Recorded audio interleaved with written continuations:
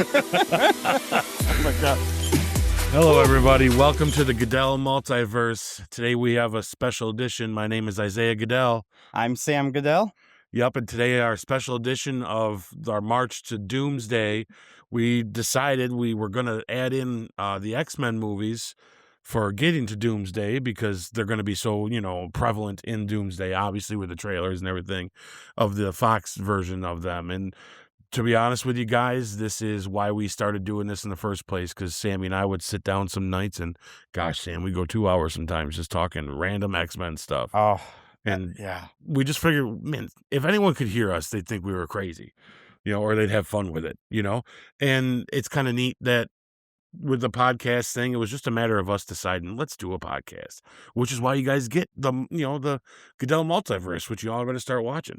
And, we're going to go through all these Marvel movies, but this is the bread and butter. This is what got us into it in the first place. And today we're doing X-Men 1. We're starting out with. You excited for this or what? You've been waiting for a while. I am excited for this. I feel like, Marvel movies in general, especially MCU movies, they're like a comfort movie for me. Whenever I've had a long day at work or something, I don't want to think about anything. I just turn on Disney Plus, or if I have the DVD or Blu-ray, I pop it into my PlayStation or press play, and I could just zone out of the world. And so X-Men, though, they hold a special place in my heart because they're probably one of the only Marvel properties, not the only, but one of the only Marvel properties consistently that I love outside of the MCU. There's very little. There are some complaints here or there, or some inconsistencies with like the timelines and all that stuff, but for the most part, I thoroughly enjoy these all the time. I rarely, even the bad ones, the sucky ones, well, couple, maybe not so, but even the ones that are considered really bad, I can at least relax on watching them. Yeah. Yeah. I agree. And these are the ones. I'm not saying the Marvel universe doesn't ever get me emotional. There's a couple times it has, but I've always had I always had a different spot in my heart, movies wise. Like, I'm not a big animation guy, and that's something people wouldn't care to hear probably, but I have not seen a lot of cartoons, and a lot of it's got to do with how I feel about whether it feels real and if I can connect. And I don't connect with cartoons well. And I'm not saying they're bad. They're for people. But I also have a disconnect with the MCU sometimes, where I do take them as superhero movies, popcorn, fun, having a good time, all that stuff. And so the times that it does get super emotional, I might not be as much with somebody else. And so, like, when Iron Man died, I didn't cry when everybody else did. Not saying that you shouldn't, and not saying that that's not what they meant, but I'm detached. I still love it. And I'm there for it, but it just doesn't hit me because I'm just like, okay, that's why we watch these, because they're good, But X-Men, on the other hand, you're going to see as we go through these, maybe not so much with this first one, but I get emotional. Like we kind of alluded in our last podcast that, that you get to a couple scenes and we look at each other like, oh, just Xavier saying what he said in Doctor Strange, Multiverse of Madness was just you forget how emotionally it hits you. And that's all got to do with the acting and how these were made. And we cannot take away the fact that these are a success to a certain degree.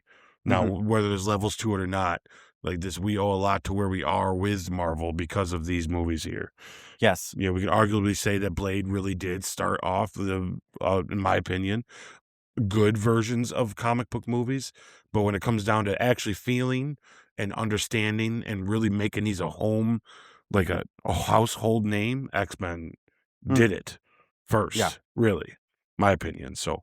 Oh, yes, hands down. And guys, you have to remember, whether you like the Fox's X-Men or not, they obviously have been very lucrative and successful enough that they continue on with three great movies, 3 spin-off movies with Wolverine, Deadpool spin-offs, the New Mutant spin-off when that happened, and then 3 prequel movies that each one of them had something in it that was like a banger after another. Oh yeah, for And sure. this is how Kevin Feige, who we all love in the MCU, got his start on the X-Men films. So there is you have to pay homage to some of these movies that came before the MCU, and that's well, all of these the first 3 X-Men films all came out before the MCU was even started. Yep. And so we need to remember that, and we need to be able to retrospectively, like we're gonna do in a couple minutes now, dig into these movies and what made them the household names that they became, Mhm. because everyone can say that the cartoons got me involved in them. Yes, the animated show, fantastic. I had the privilege of meeting all the actors from the animated show, the voice actors.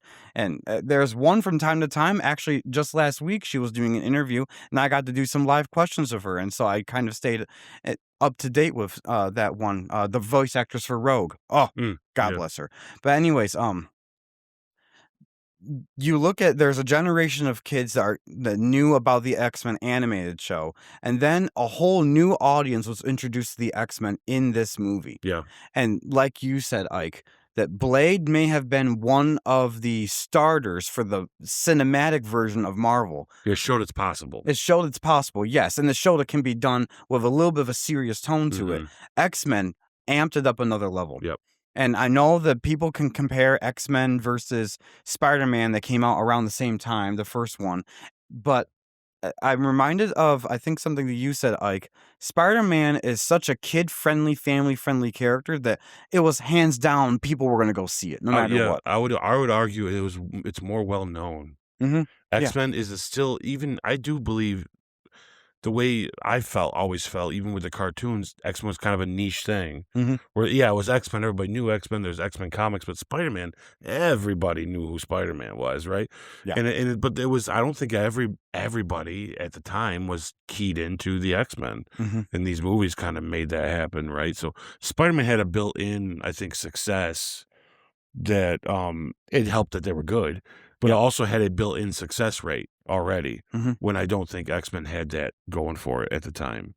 Yeah. I don't know what the incentive was to do this other than clearly there was a good story to be told and someone loved it, right? So, and with that, guys, I am gonna say this real quick, and I'm only gonna say this one time during our X-Men things, and I just wanna make it clear and put it out there. I thought about this today when I was driving over.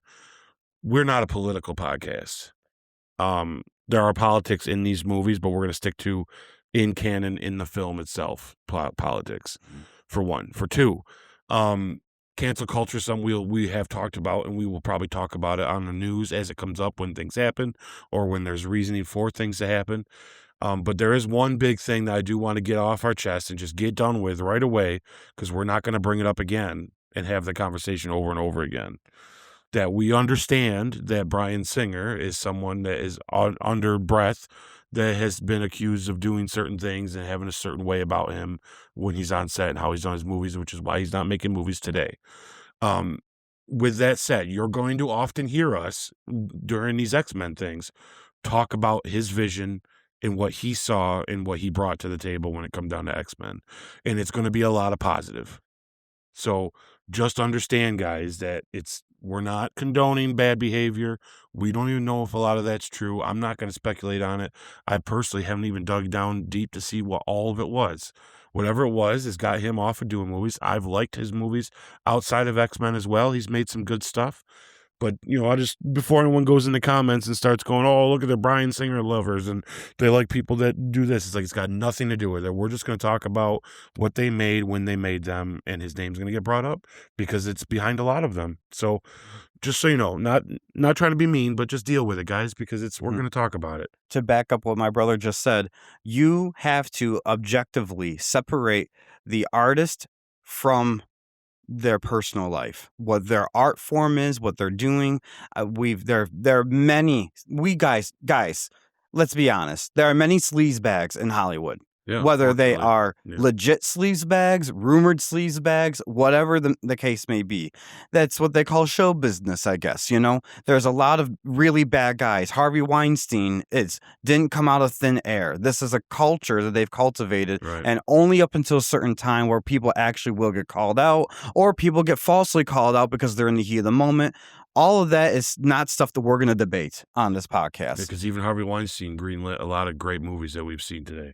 Hmm. And So and it's he, as much as you yeah, don't want to talk about it, they are still behind some of this, and Yeah, we can say, hey, if Brian did what he did, then hey, he shouldn't be working with these people, 100%.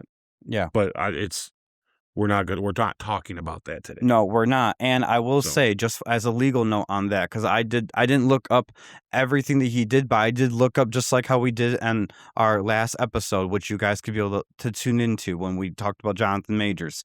Bryan Singer has not been found guilty in the court of law for any of the rumors that are out there of him. So even if you believe those rumors, that's right, your own opinion, or if our opinions are, hey, maybe they're exaggerated, that's our opinions. Like my brother said, we're not going to debate on the rumors are out there, but for a legal note, he is not found guilty of some of the stuff that is being accused of. So you have to give people the benefit of the doubt until something actually comes forth, okay?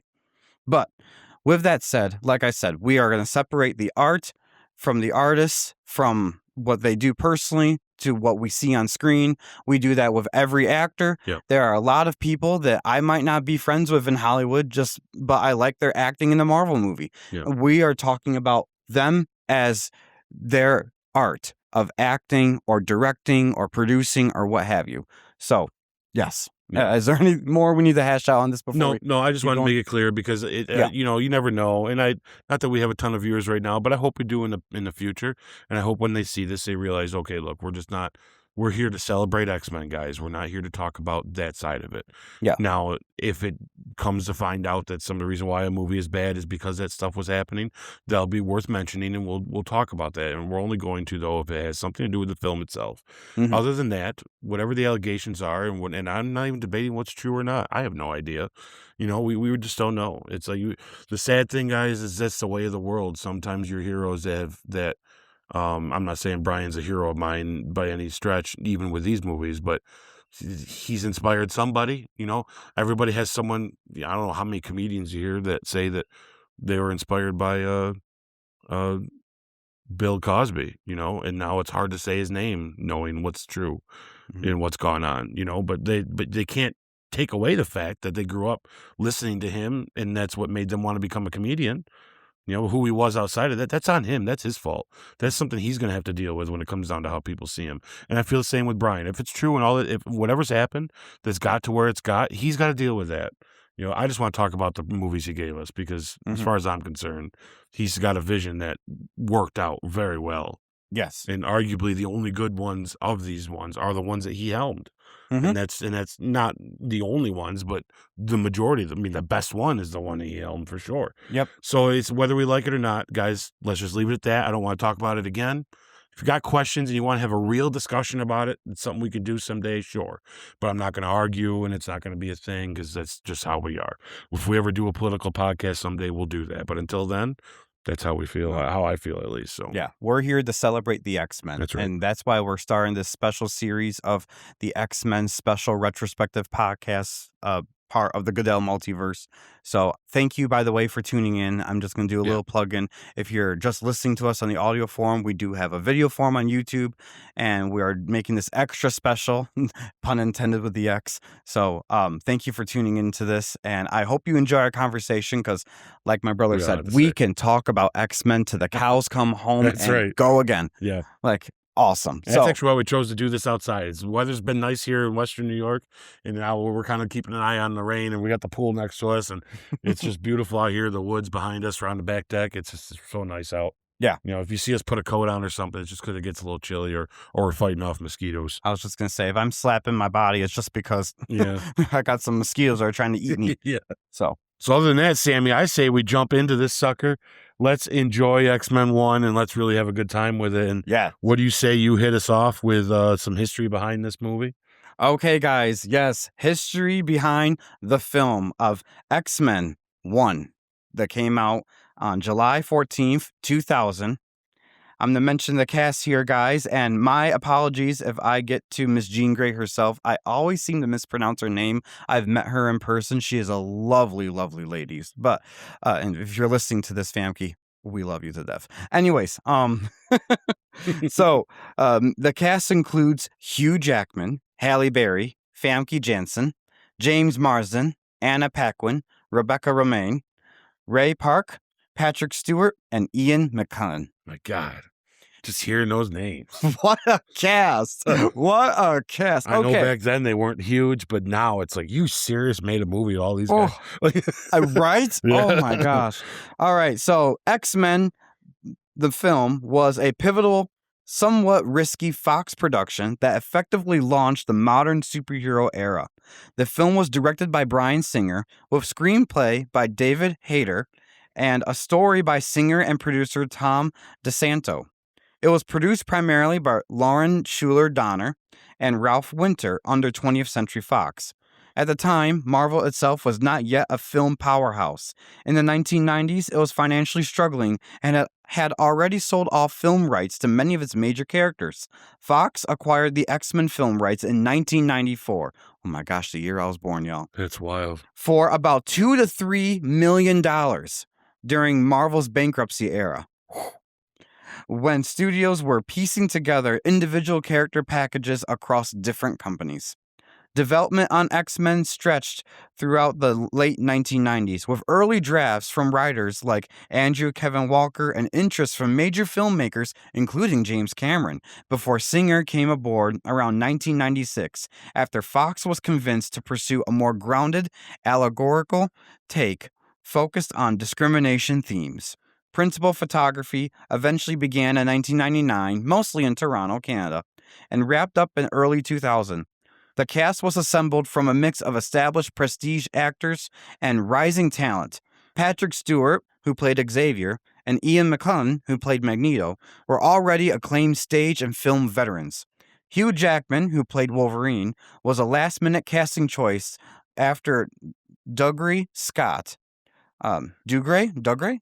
Yeah, it looks good. Yeah. Scott dropped out due to Mission Impossible 2 scheduling. Mm. Halle Berry, who plays Storm, was building momentum in Hollywood. Famke Janssen, who played Jean Grey, was coming in hot off the heels of GoldenEye, a James Bond flick. And younger actors like Anna Paquin, who plays Rogue, and James Marsden, who plays Cyclops, were still early in their careers. Rebecca Romijn, who was cast as Mystique, became one of the film's most iconic physical performances due to extensive makeup and prosthetics. Production was not smooth, but budget constraints, around $75 million, forced careful planning, and Fox was cautious after earlier comic book films' disappointments in the 1990s. Still, the final film proved highly successful. It grossed around $296 million worldwide, with roughly $157 million domestically alone. Critically, it performed well for its time. It earned an 82% on Rotten Tomatoes, signaling strong critical acceptance for a superhero film in an era when the genre was not yet dominant. Its success directly helped reignite Hollywood's interest in comic book adaptations and set the stage for Fox's long-running X-Men franchise and indirectly the later MCU boom. Very cool. What? Yeah, I got a couple of things to add to that for fun, or at least a comment on. Yeah. What's his face there? Dougray Scott, who dropped out for Mission Impossible 2.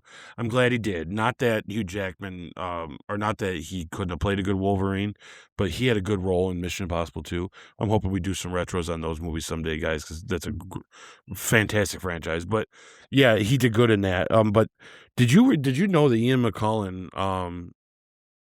almost didn't do Gandalf because of Magneto?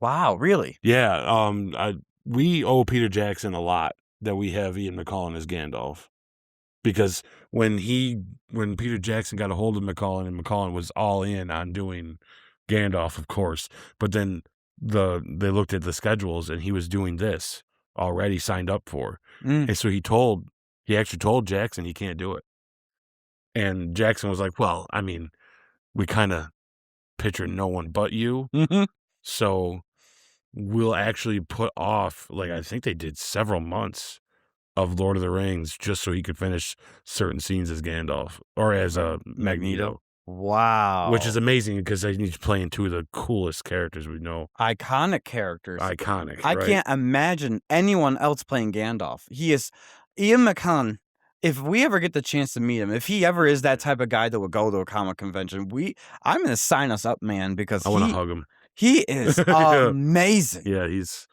Oh, he's a hell of an actor. I can't wait to see him in Doomsday. What the heck he's gonna do? No, I I'm hope just, I oh hope my he gosh. wrecks house. Oh, Magneto ain't gonna go out like no bitch, that's for sure. amen. Yeah. Amen. Yeah. Yeah, no, so I thought that's neat. I just wanted to throw that in there because I thought that'd be cool, and that it's really neat that we almost didn't get Gandalf, guys, because of X-Men. But thank you, Peter Jackson, for being cool about it, because now we got Gandalf and Magneto, and that's Yeah. awesome. So Oh yeah. Yeah. All right. So Ike, why don't you take it away with the official synopsis of X-Men 1? all right, guys, the official synopsis of X-Men 1 is: in a world where mutants, evolved superpowered humans, exist and are discriminated against, two groups form for an inevitable clash. The I'm sorry. The Submascus? Yeah, the super masculine brotherhood Yeah. and the pacifist X-Men. I just didn't say the word right, guys. It's okay. I don't even know if Yes. I could have said it right. I know. But still, Yeah, it's cool. It's gonna be awesome. This is yeah. honestly, for them starting off X-Men in the cinematic universe or in a cinematic film, this is the easiest way to do it, is just establish who the bad guys are, who the good guys are, and then throw in some really cool innuendos and references to real life discrimination and real life struggles, and you got yourself an X-Men film. Yeah, pretty much. And yeah. if you can execute it properly, as we're going to tell here in our review, guys, it could be a masterpiece. Yeah, we got thoughts. Oh, yeah. Good ones. All right. Do you want me to break down Act 1? Sure. Yeah, go ahead. Okay, guys, here we go. The opening establishes the central conflict. Mutants exist in the world that fears them, with rising political tension around a proposed Mutant Registration Act. We meet Rogue, whose accidental powers manifest after she kisses her boyfriend, and Wolverine, a violent drifter fighting in cage matches in Canada. Their paths collide when Sabretooth attacks them on the road, leading to Wolverine being rescued by Storm and Cyclops and brought to Professor Xavier's School for Gifted Youngsters. There, he is introduced to the X-Men and learns about Magneto's growing extremist agenda, a key emotional beat in Wolverine's distrust. He doesn't want to join anyone, setting up his reluctant hero arc. Wolverine begins integrating into the team while learning about the mutant-human divide and the school's purpose. All right, guys. Okay. I'll start us off. Yes. So instead of going on too long of an individual rants on what we love, because we could probably go about an hour apiece without interrupting each other, Easily. I say we just break things down and talk about each thing as we go. Let's first of all talk about this very opening credits.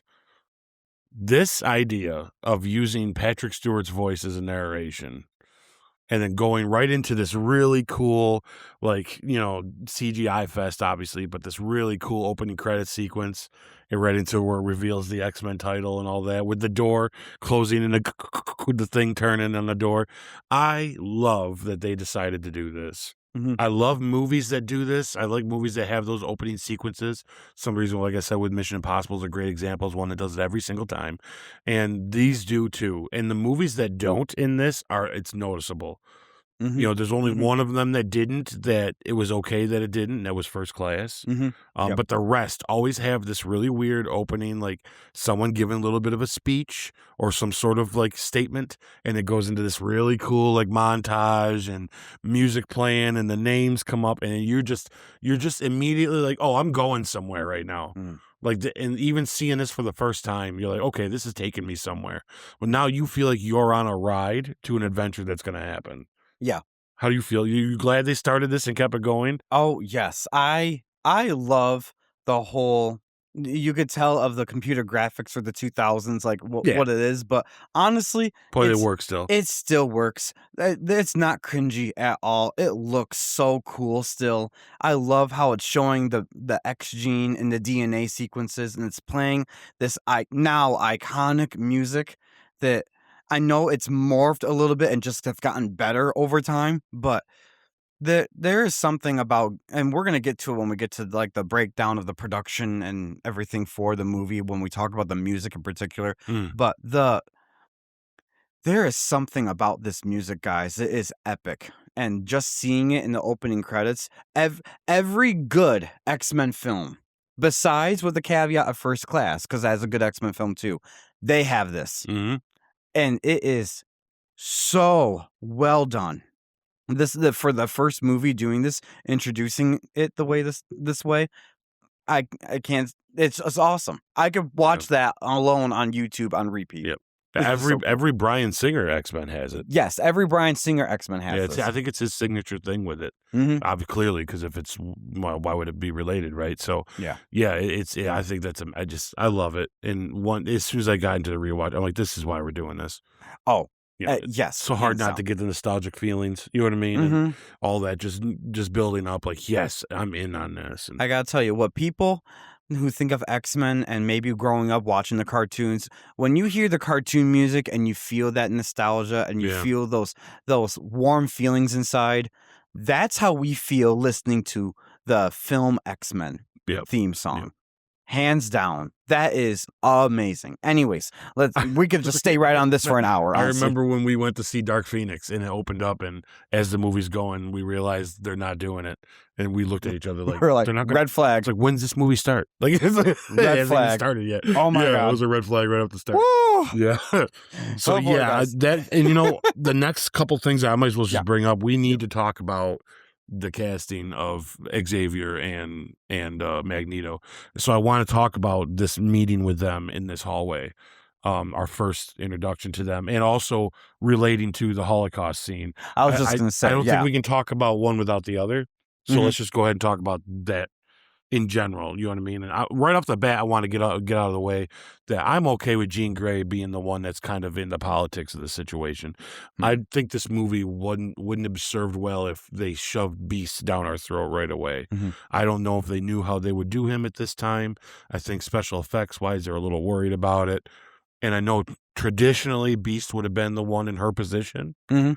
like Hank McCoy, and maybe they could have went with like just a human Hank McCoy looking, but I'm glad they chose her Mhm. and that he's there watching her, because it's like he's definitely a mentor to her, and you got that feeling Oh yeah. right off the bat that he's watching her as in, yeah, I'm teaching her good, she's doing good, and this is her out there doing her spiel and doing her thing. And then of course with Xavier and him meeting and the relations to the Holocaust thing, which is we need to talk about that too. Yeah, All together. that So, because once the opening sequence is done and it's playing the amazing music, oh, you jump right into this um how do I describe it? Auschwitz, right? yeah, well, It's this it's one of the camps. it's one of I the think later on yeah. it is obviously Auschwitz. Yeah, Yeah, yeah, yeah, but it's a camp that is actually exists, guys. This is how great of a film they're able to actually tie into what Magneto's origin in the comics are and really display it all in one scene of him, the trauma he went through as a young Jewish kid over in Europe going on during Hitler's reign, and how his people, his mom and him are being rounded up. And it's the setting with the yeah, rain falling, the mud, they could barely walk. It is so moving and so like grounded and real for him. You instantly feel for him yeah. Right off the bat. right off the bat, no matter what he becomes later. And yeah, you root for the good guys later. I get it. But guys, this sets up one heck of a character arc Can you imagine for being him. in that room when they're talking about opening this movie, and they're like, "So what's your idea Mm. for opening the first X-Men movie? What's your first scene?" And Singer's just like, "Well, Auschwitz, Holocaust, Yep. real life." Mhm. And we're going to see that he doubles down on this concept that your powers as a mutant usually show up during some sort of traumatic or Mhm. large change in your life, right? Yep. Something very traumatic usually the trauma is what they kind of go on with most, and sometimes it's just a big change, and it's like, how would they had to be sitting there going, "You're gonna start X-Men with the Holocaust?" like so Yeah. first of all, like, how daring you gotta be. Like, Yeah. that's what a swing to where not only we start with the Holocaust, but we're given behind the scenes are like the backstory on the villain right off the bat, Yeah. which most movies don't do that at the Mhm. time. I know, guys, we've seen a lot now, but you gotta remember when this was made, like this is a hell of a chance to just be like, look, we're gonna now. How do you hate Magneto after you realize that, oh, he's a Jewish guy Mhm. and his family was ripped from him? No wonder he trusts nobody, Mhm. nobody. Yeah. Like, so his demeanor and his reasoning right off the bat, which as you see when they meet in the hallway, and he says, "I've seen what humanity does to each other," and it's like, eh, Yeah. he's not wrong. There's some real scary things that people have done to each other, and he witnessed it. Yeah, he was firsthand. He was a victim of it, not just Yes. witnessed it. He's a victim of it, Oh, it's and they double down on it later in First Class. First Class. I can't wait till we get to that for just expanding upon this first scene. Which, yeah, Oh my gosh. I Oh I my I god. give I have to give the flowers. I love that Bryan Singer started the trend of tying the X-Men into our actual history. Mhm. Because as we've known now, as we go through the rest of these X-Men movies, some of my favorite stuff Yeah. is that it's tied into our real world right now. And we can say, oh, that's cool. There's a cool take on that, and Mhm. it started with this scene. He Yeah. didn't need to do this. This didn't need to go that way. Yeah. No. No. And it But just happened. And it's brilliant. what's smart about starting it this way, honestly, guys, in a retrospective review of this is based off a comic book, and they want to be taken seriously in Hmm. the film industry. You start off with something which is comic accurate, so you're not like fudging anything from the comics, but you start off with a serious scene like that, Oh, yeah. you instantly grab everyone's attention. Instantly. Okay, this is the tone this movie is set. The oppression is real to these characters, and it continues on, and you see it echo even when you get to the modern day time for this film. Those same repressive tendencies of humans against mutants echoes, because you saw in the beginning humans against humans, Hmm. just part of human nature, that sometimes one's going to try conquering the other. And Hmm. so Magneto's whole stick is, we better get there first because I've seen what they do to their own kind. Hmm. Wait till they find out about us. Yeah. Yeah. Oh my gosh, I'm goosebumped already. Anyways, It's so guys. good, right? Like it's and then of yeah. course the casting of these two. Yeah. Right off the bat, I'm like, yep. Like, I mean, it wasn't hard to take Patrick Stewart as Xavier. Oh. To me, that was the duh. Yeah. Yeah. Like, even before the movie came out, I was like, duh. Like, I mean, Yeah. and it's not no shade on Patrick because he's a fantastic actor and he did have to bring something to it to make it come to life. Mhm. But he pretty much was a shoe-in. Like, yeah, duh, dude, come on. Yeah. It's like he's been born for it. I was Like, just gonna say, he was born to play this. yeah, And it happened at the right time in his life and his career where he's been able to still do it up until today, that's right. honestly. So, like, Yeah, and we're still getting it. Yep. amen. And Yeah. it's the casting of Magneto that was like, it could have been anybody, really. They could have went any direction and tried different things. And I'm not saying that now obviously I can only see Ian McKellen as it, but Mhm. it's not like he had to be. Mhm. It's when you look at the cartoons and he looks a little younger than, Yeah, they could have cast a younger yeah, actor. Ian looked a little older than normal, you know what I mean? Than like what you would have thought, you know what I'm Mhm. saying? But as soon as he turns around, he's got that hat on the way he's got it and the words he says. Oh, And when he walks away, he goes, "We are the future, Charles, not them." I'm like, there's nobody else that can be this guy. yeah. There's nobody until later. And, But even well, then was a wow. and like what you just mentioned, their dialogue. Who I don't So have it written fast. down who wrote this. I believe from my history, Bryan Singer himself and one other guy wrote the screenplay, wrote this. Yeah. They did their homework. Yeah. They honed in to not just these two characters, which are going to be the highlight of the dialogue throughout the whole movie, but every character, the words they say, with the exception of Storm at the very end, we'll get there, Yeah. has just it's so good. Yeah. This is so well written for the dialogue part where this could come off as cheesy, corny, little too theatery. No, Patrick Stewart and Ian McKellen, they nail it. Yeah. Every line, how they said it, the way they said it, when they said it, the pauses, everything. So good. Yeah. So And good. the nuance in their acting is what does it, is you can tell that these are two men at differences, at odds. Mhm. But you can also tell that there's a history of respect there. Mhm. And Ian does so good with Magneto. It's like he's a serious villain, and he can be scary when he's scary, but like he's not the kind of villain that you're afraid of, though. You know what I'm trying to say? It's hard to explain. He has this way about him where he doesn't need to be mean to be serious. Mhm. Like, you can tell this guy means business, and he does a great job at it. Mhm. But guy's still so charming about Mhm. the way he talks and how he says it and his intent, you know? It's strange that what he's gonna do is so awful, but in his mind, though, it's not. He does a great job of expressing that, and you don't understand. This has to be done.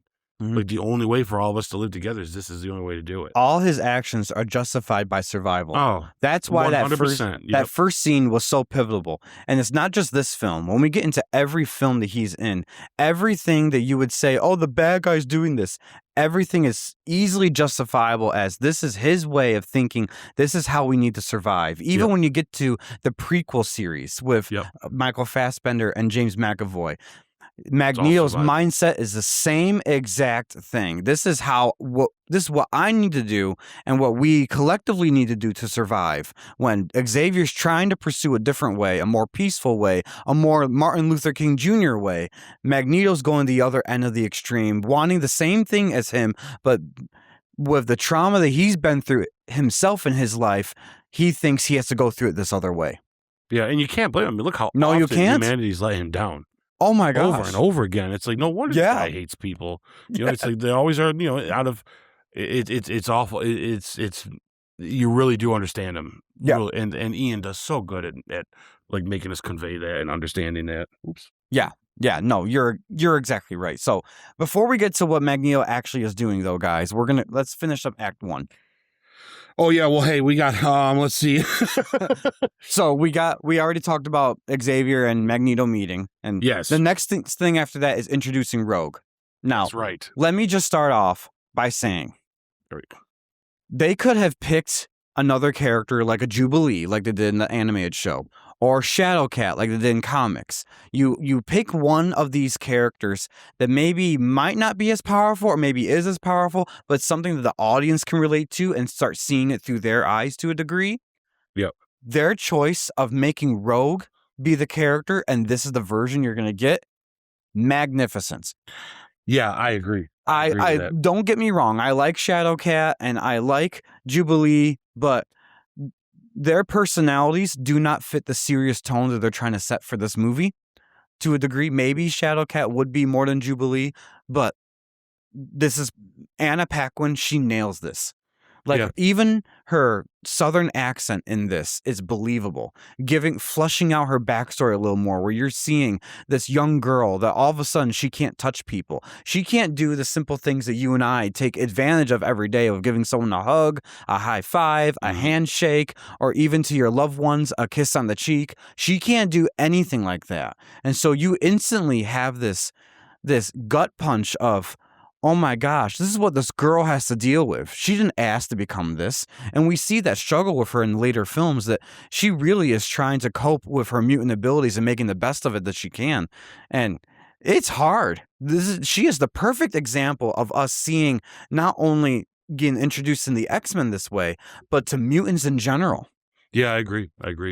So that whole scene of finding out from her what her abilities are, and then her feeling the need that she has to run away because she's being shunned by other people, and then just so happens she comes across the Wolverine. What a scene there in the bar, right, guys? Yes. That's yeah, and it's funny, Rogue is she's definitely not like the character from the cartoon. No. And I don't even see her becoming that later in the future. Yeah. Which is a big swing. But for me, for the films, I think it works. Yes. Now, when we get into when Marvel starts doing the new X-Men, like their new versions of it, I kind of hope they go more towards the one from the cartoon. Yeah, Let's get that version. But I think they have the privilege of doing that because of this movie. Yep.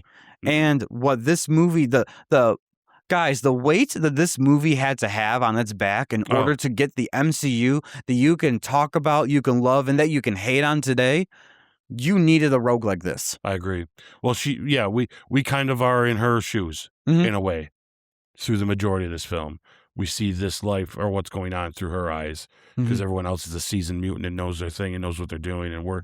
we're learning like she's learning how scary this world is. Yeah. And yeah, when she meets Wolverine, and by the way, oh my gosh, I can't think of a better way to introduce Wolverine than in Oh, some cage fight in Canada. You know what I mean? Where he's just beating the crap out of people. Every time they punch and his knuckles hit theirs, you hear the and metal. you hear it. Oh, jeez. Ooh, wow. That's instantly you go, ooh. It's oh my. Yes, very good. Yeah, this is Very, where the very good. cinematography really shows through too, because like I love the coloring of this. I like the choices when he pops the blade out and puts that guy against that post, and Mhm. then they show you that he can control each blade on its own, and but the camera angles that they use for it and everything, and Mhm. Hugh Jackman is just eating this up. Like Oh, he knows he's gotten something to just have fun with, yeah. and he's just eating it up. Like he's having a great time doing this. Like how Oh, could you not have fun playing Wolverine? Like it, yeah. you know what I'm saying? Like, oh. What's so funny, and this is just my perspective. Nowadays, I think people would have been a lot more critical on Wolverine because you want it as comic book accurate. He's not the height the Wolverine was. He's not the style the Wolverine was. All this different stuff, but this is perfect. Yeah. He's become that iconic. Oh, he's You Wolverine now. yes. Yeah. I'm sorry, you're never gonna outlive what you've done with Wolverine. Your legacy for that. Yeah. Like that's just always going to continue. And he's a great actor, but Wolverine is your guy. I think he likes it. I think there was a time he He probably should. wished it wasn't, but I don't think he'd have called Reynolds back about Deadpool Wolverine if he didn't realize that, you know what, this is, Hmm.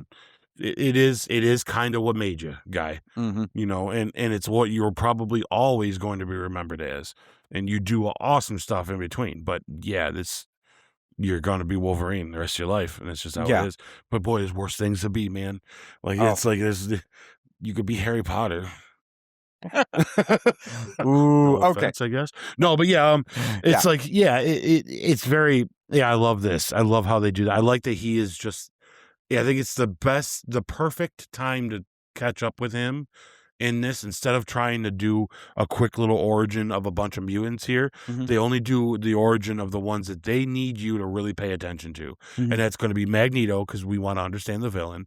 That they understand that being part of this here, we got to be on board with the villain and what his motives are, or this movie's not going to work. And that to me is 100% true.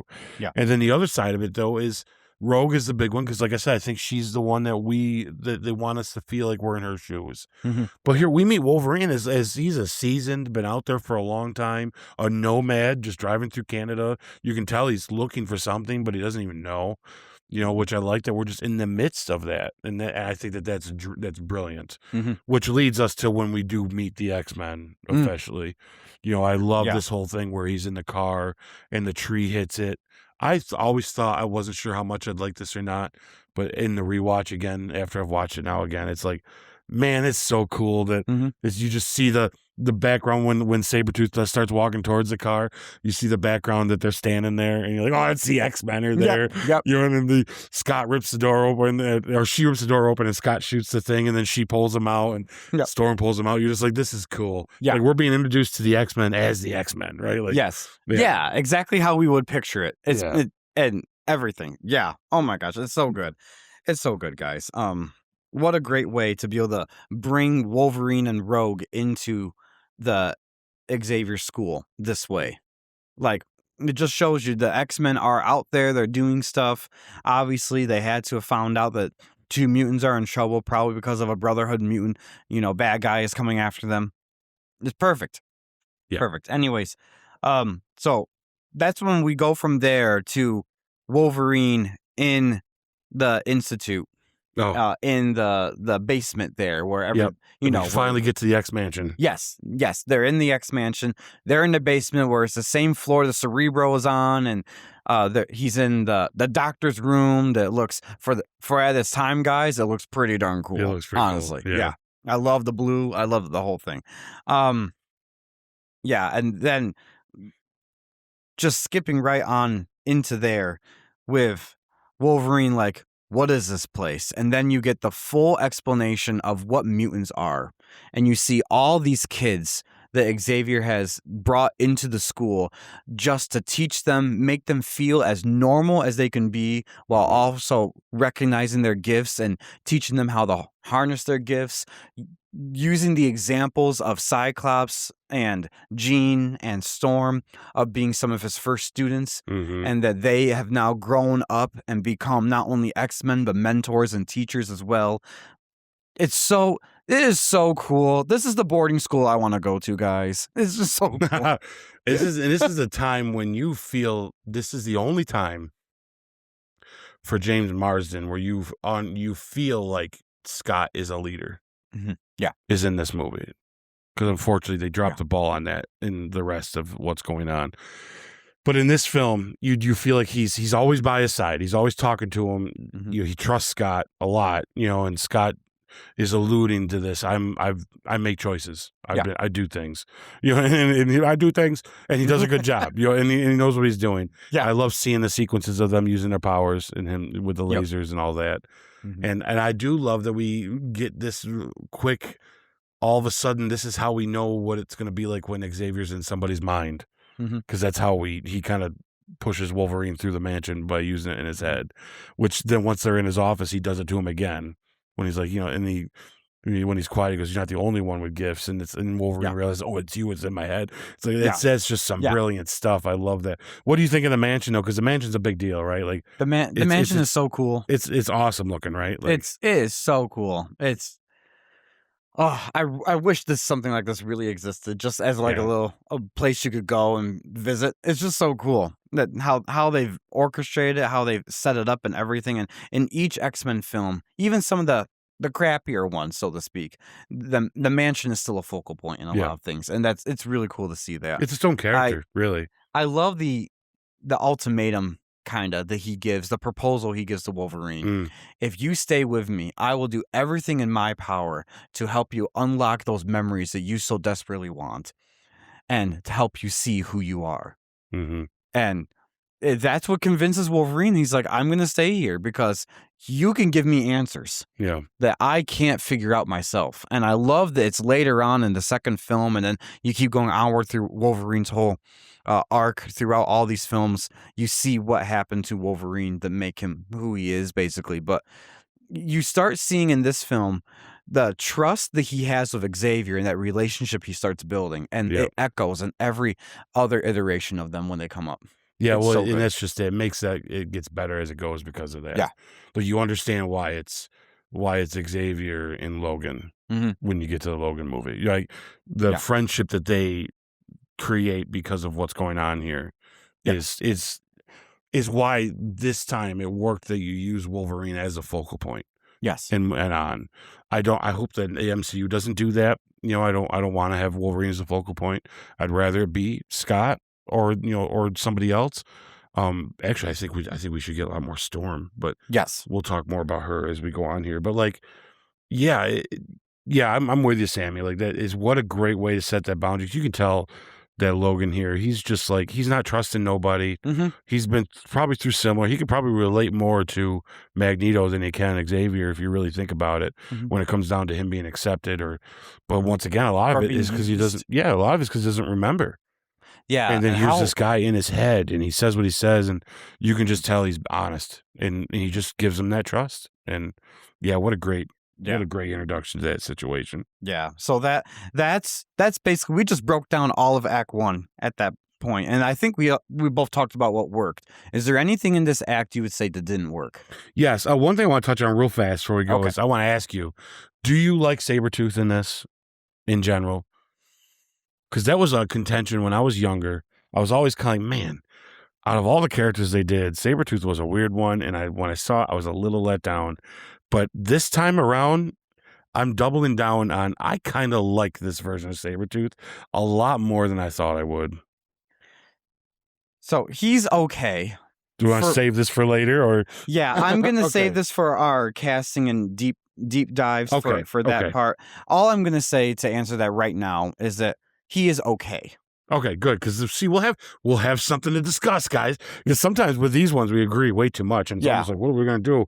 But I think I've changed my mind on Yeah. him. Well, and even So- this, we probably are going to agree on it. Yeah. It's just that for our retrospective review of it, I'm just going to say he's okay. Yeah, okay, I got you. Yeah, Yeah. I got you. So let me see what I wrote down here. Yeah. And I will tell you this in the beginning part of this. If there's anything that hasn't held up, it's the jokes. The comedy is, there's moments where I'm like, that is funny. But then there's times like, okay, this was funny when I was younger. And maybe not so much funny now. Mm-hmm. I'm okay with that, though. I don't know how many points that takes away, when it comes down to how well it's received. But if we are doing a retrospective and being honest about how we feel in rewatchability and as we watch it, is there are some jokes where you're like, yeah, that fell a little flat this time, and it's not like when he does the whole, or do they call you wheels? I was like, yeah, it's a little cringy this time. That's a little cringy this time. That'd be my only thing is the humor in this is a little lackluster. It's not bad. It's not the kind that makes you wish it wasn't there, and it's not overdone, which I think is key. The fact that it's not overdone is what makes it okay. Mm-hmm. If this was a little funnier, like if this had more jokes, we might have a problem. Yeah. But they have just enough where there's lightness so you can giggle. And we did when we first saw it. I remember as a kid and I saw these, I'm like, it's funny. Now as an adult, I'm like, yeah, one doesn't land so well, and that's okay. That's okay. I give it a lot of credit because of the time. And I do that with most movies, guys. It's not just, I'm not doing it because this is X-Men. I do it with everything that's older at that time, and Independence Day has got some awful jokes in it, but at the time they were great. And then when you're watching it now, it's like, maybe not so good. You know what I mean? Like the Welcome to Earth thing and Independence Day, not so funny now. Back then, it was part of every trailer. You couldn't wait to see it. So, I think that this movie did the same for me. If I had any complaints in this first act-ish, it definitely would be, okay, the humor wasn't hitting as much. But once again, it wasn't saturated in it. It was just enough to kind of make you, because everything else was working just fine. The things I actually tended on laughing at were things that were like, they weren't really meant to be funny, and not in the sense that it was bad, but it was just just expressions and how they react to each other, like how he was with her in the car when she first gets, or that he gets out and he just pokes her. You know what I mean? Like I kind of was like, I thought that was funnier than some of the stuff they said, and I don't know if that was meant to be that, but it ended up being, ended up working that way for me. So yeah, I get it. That's all I got when it comes down to bad. I don't know what else to say. That's all I got. I honestly, I agree with everything that you're saying, but I did have a struggle writing down what didn't work for me, just because they stuck to landing for introducing this film to us. Yeah. That there wasn't anything that, and even if I'm going to touch upon the Sabretooth for a moment, you easily could say he didn't work for me. But for this movie, he's okay for me. Yeah. So he's not a make it or break it. He's not a, oh, darn it, I'm a strong, hardcore Sabretooth guy, and look what that did to him, made him a kitty cat. No, he wasn't that. He was good. He wasn't great, but he was good. And so there's no complaints there for him. Gotcha. So anyways, some of his stuff is kind of looking ridiculous too when you think about how he has mannerisms. But anyways, it's unique, but we'll talk about him, because I'm not going to try to sell you on him, but I do have to tell you, I definitely, I highly appreciate what he did for this. And it actually made the appearance in Wolverine and Deadpool way cooler. It did. Yes. Yeah. Truthfully. So we'll talk about it when we get there. Anyways, so I can't think of stuff that didn't work for me. What are your standout moments from Act 1? So there's a ton, clearly. I have only 2. Yeah, you have only 2? But my standout moment, I'm going to have to go with Xavier and Magneto talking at that like when they're having that big conference thing and they're in the hallway and it's there for what we see as them meeting, Yeah. I love it. It's the dial, we are the future, Charles, not them. It's like, I'm just like, So man, good. it just sets this movie up. I have to give it to that for that reason, that when I started watching this movie and that come on, I had nothing but, guys, I had a grin from ear to ear during them talking. And it reminded me how much I love these two of those characters. Now, clearly, there's more moments that I could say are standout. But if I had to pick one, gun to my head, then that's the one for me, in Act 1 at least. Yeah. I have the two that I'm gonna mention. I agree with what you said. That is really, really cool. And that becomes one of my favorite scenes. Every time I rewatch this movie, that's one of my favorite scenes. Mm.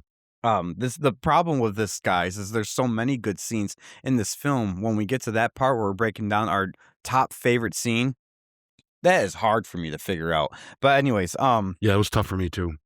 I think it was harder to come up with the underrated moment, yeah, but or yeah, no, I mean the overrated. the I mean, overrated, yeah, yeah, not the yeah. underrated. Honestly, they're Yeah. those two spots. I'm not sure when we get there. The standout moments for me, the first one I'm gonna say that I wrote down here is introducing the school. That Mm. it was really great to set it up where you feel like this could actually be a school out there. It was just it was so cool to see the comics being brought to life in this sort of atmosphere. That usually when you pick up an X-Men comic, they're going off on a mission and all that stuff, but there are X-Men comics that have the school and how important the school is to them, and for setting up the world in the X-Men, introducing us to school the way they did with the X-Men being mentors and tutors, that's so cool. Yeah. So that's a standout. The second one I'm gonna say is the dialogue between, Jean Grey and Senator Kelly on the Senate. Mm. You set Mm. up so what's interesting about this movie Good choices. what's interesting about this movie is you set up this triangle of things going on. You have at the top the X-Men and what they're trying to combat, and then you see the two things that they're trying to combat, which is Magneto, of course, and his Brotherhood of Mutants. But then you're fighting the human aspect when Jean Grey is advocating against the Mutant Registration Act and explaining what a mutant is and why we shouldn't fear them and why passing something like this is only going to put them in more greater risk of harm and Mhm. exposure.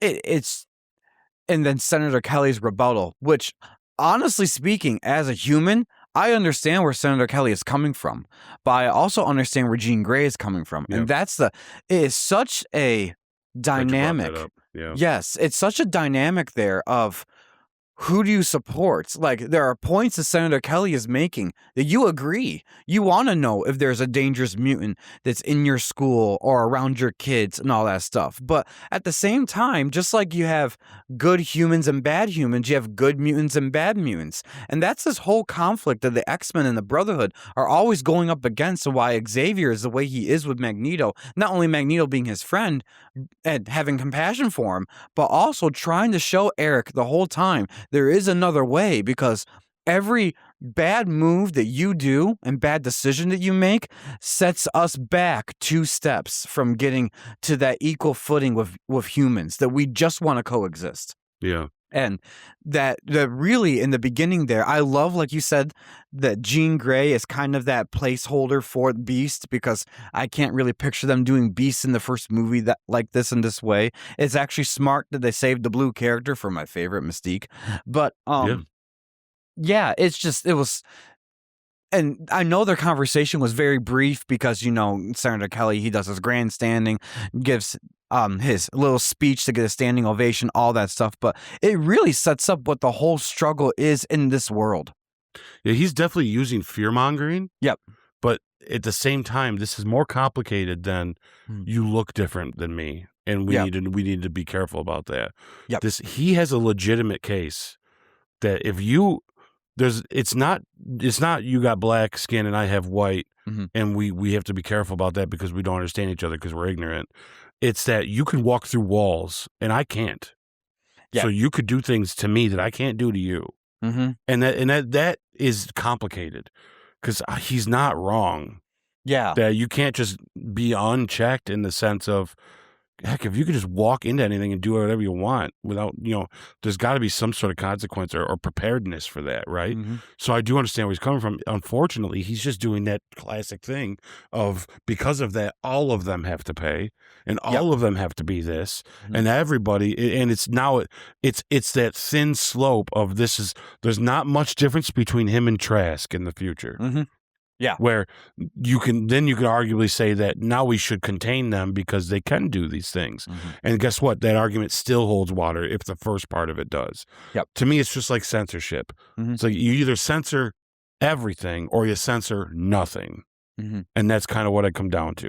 It's Yep. like, if you're a free speech platform, I understand why TV shows and things that are like corporate owned, that you make those decisions on. But if I want to stand out on the street corner in public and put a sign up about something I'm talking about, you can't censor me. You can't shut me up in this country. And that Yeah. I love it, whether it's something you agree with or not. The Well, minute you start yeah. saying I can't say a certain word because of censorship, then you might as well tell me I can't talk anymore, because that is the slippery slope that is.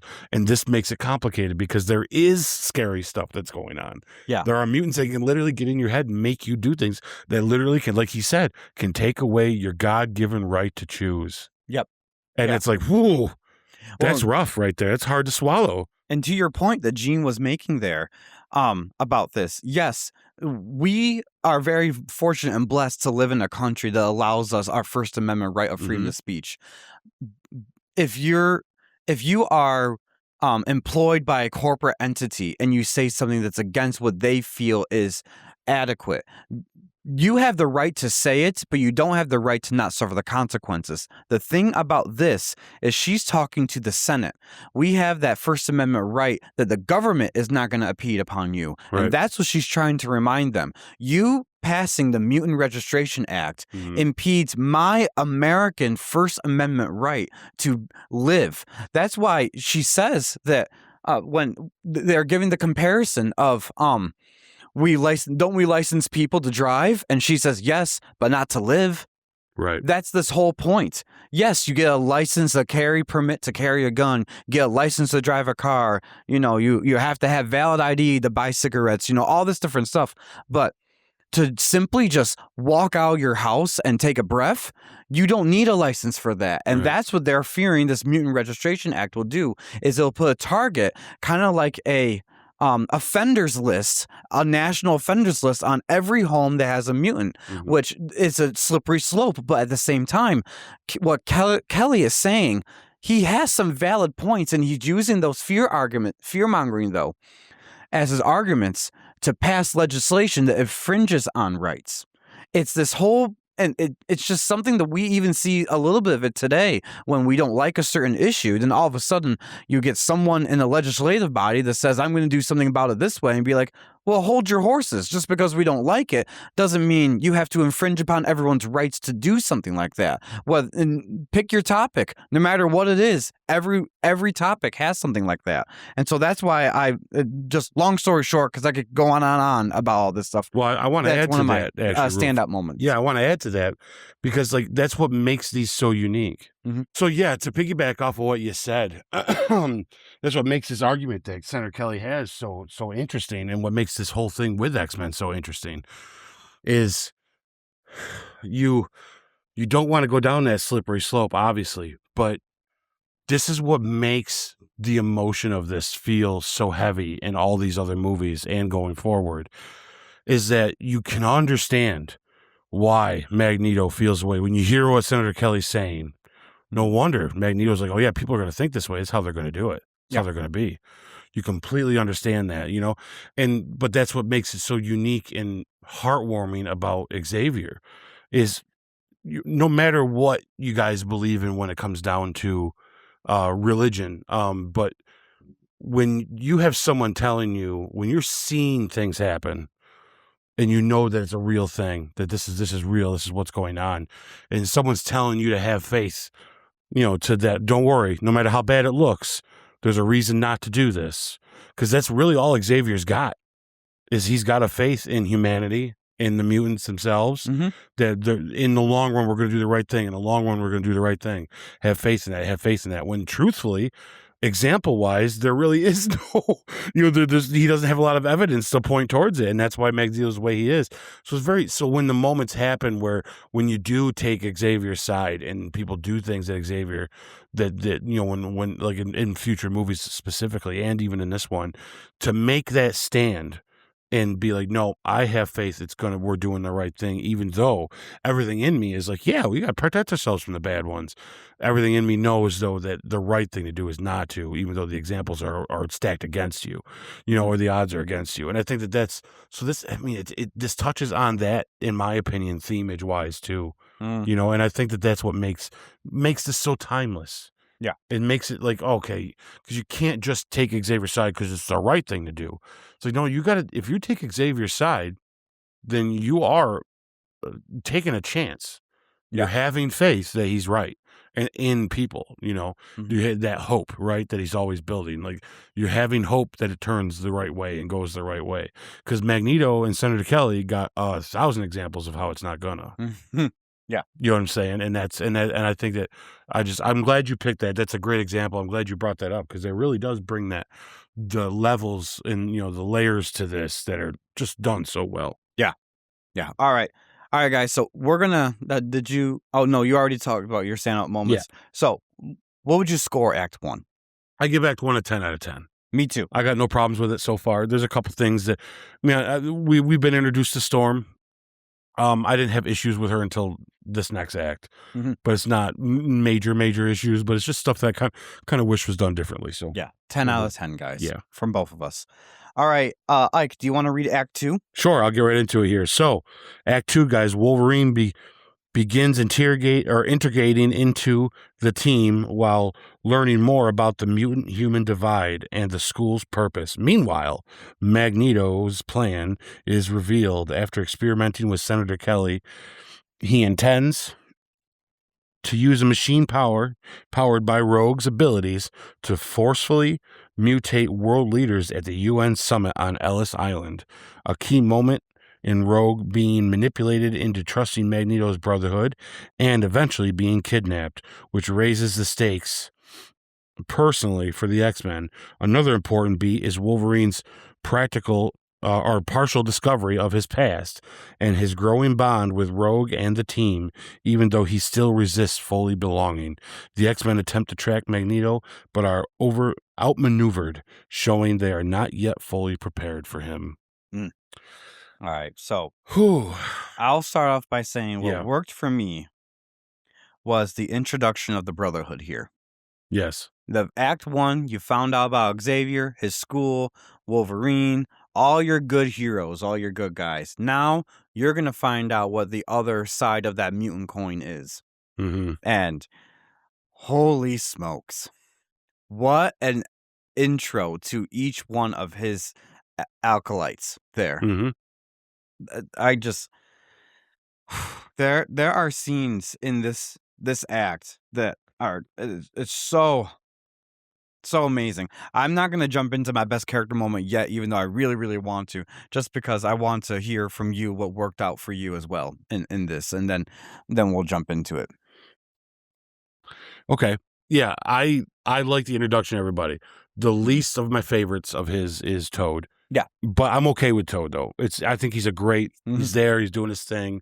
He annoys me a little, but that's okay. I think you need those bad guys that annoy you, and he does a great job at doing it. And it's hard to say if it's because he does bad at it or if it's because he's written annoying. So either way, I call it a plus because it emulated the feelings that they want you to have about these people. Yeah.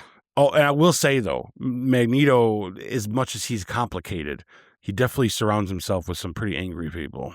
So Yeah. but he wants though, he wants them. Truthfully, Magneto, that's his downfall, right? In a way that's what separates him from the good guys. Other than the fact that he has a different ideology of how people get along, but what also separates him is he uses mutants just like anyone else has, and that's what makes him different than Xavier. Xavier doesn't use mutants. Mhm. Magneto does. He takes advantage of that bad side of you or that tendency to do bad things or that reason to be upset with the world and magnifies it just so he can use you to get to the means of his ends that he wants done. And that is the difference, right? But he still justifies it in his own head. And once again, we could probably have a great debate for hours if we had two other people that wanted to debate the other side. It would be tough to debate back and forth who's right, with Yeah. these situations. But we know that's what makes it sinister though. Mhm. It's the intent isn't there. It's not like he's getting these people together that feel like him. Like these guys were going to be bad mutants regardless. Mhm.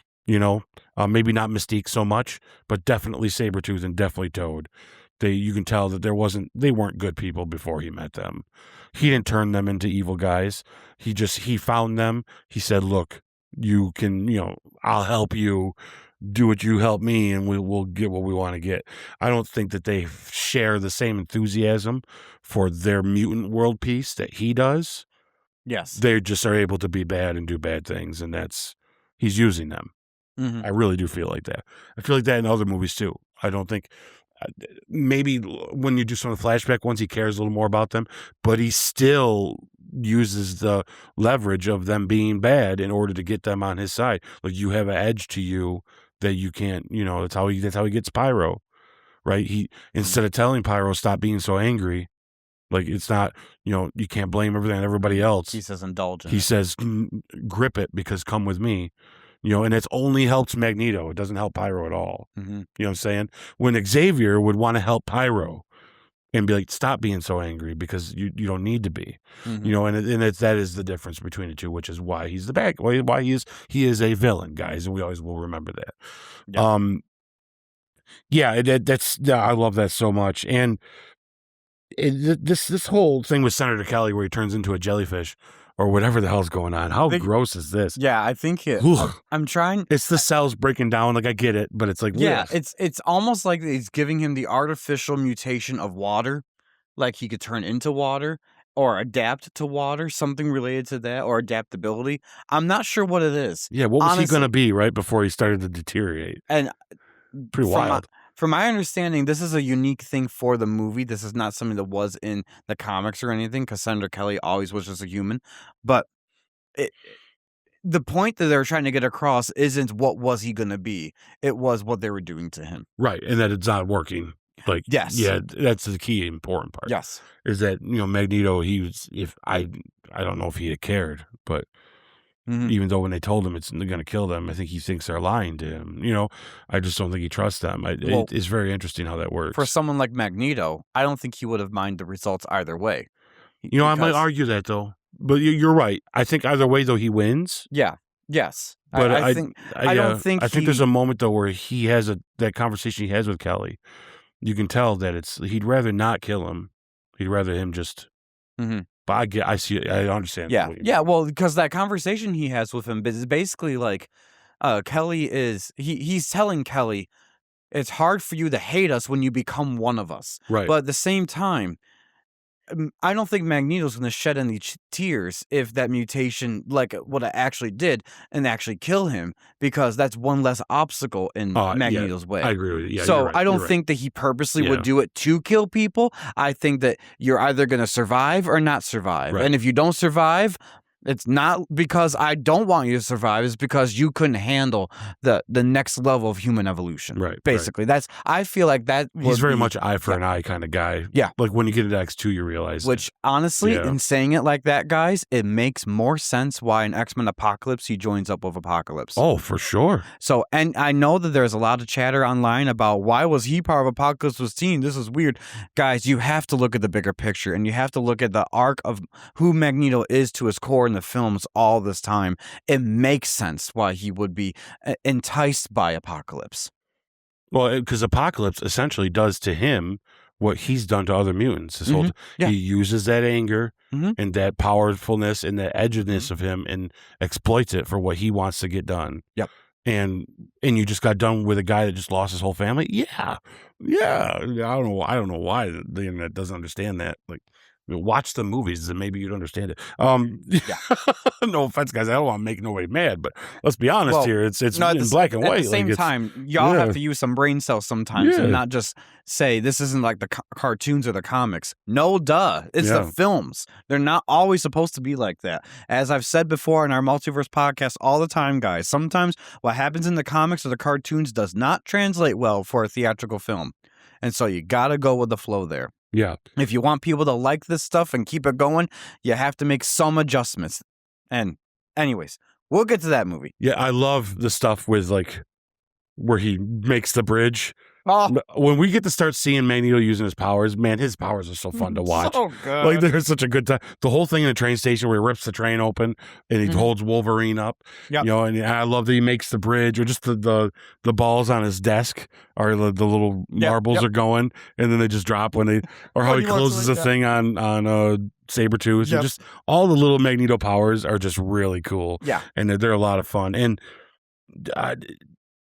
I like that for the longest time they're thinking that Magneto's after Wolverine, Mhm.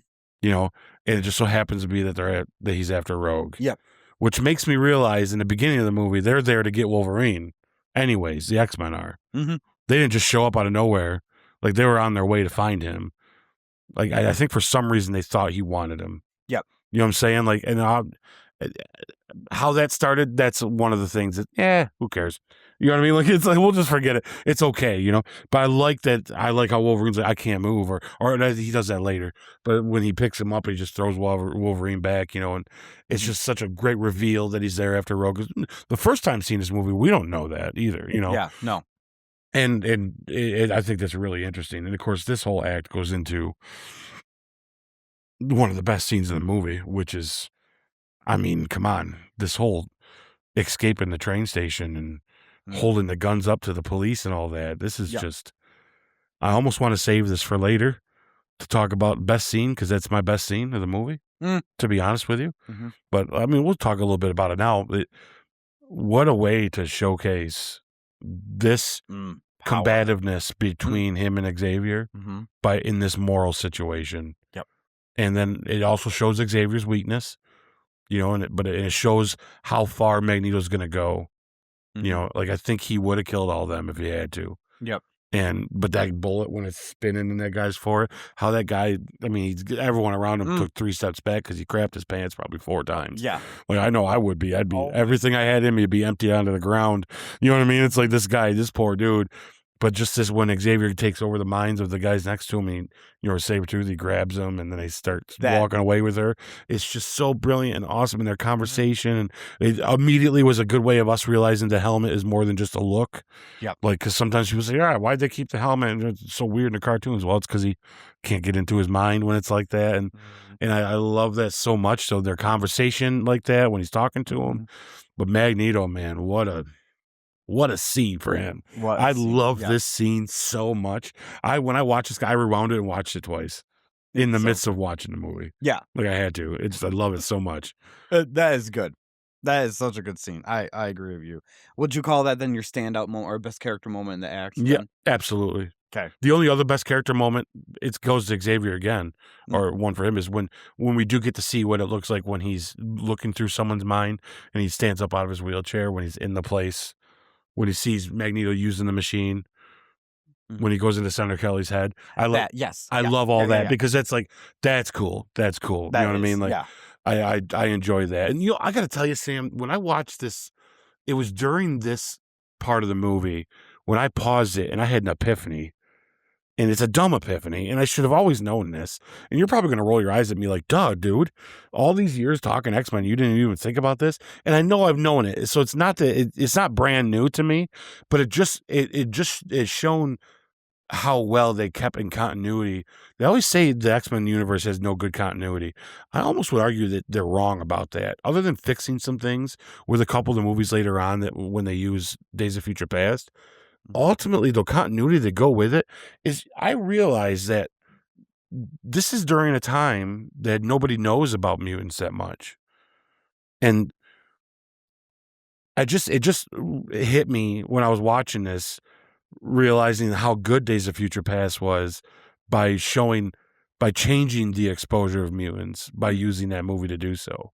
So like in the timeline wise, because Days of Future Past hasn't happened yet, everything's a secret in this. Like the X-Men are a secret.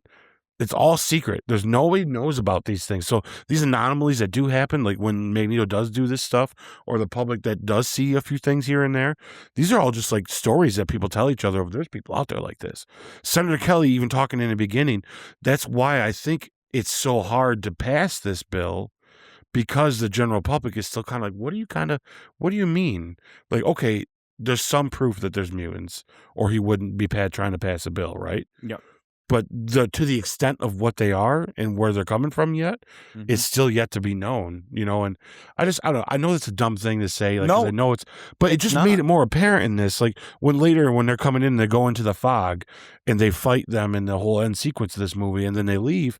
Nobody knows that all happened there. Yeah. No, exactly. And that's why how Jean's moment was very pivotal to the whole universe and to Yeah. the whole setup is because you literally start off that scene with her talking about this is what a mutation is. Yeah. She's breaking it down for these senators, these lawmakers.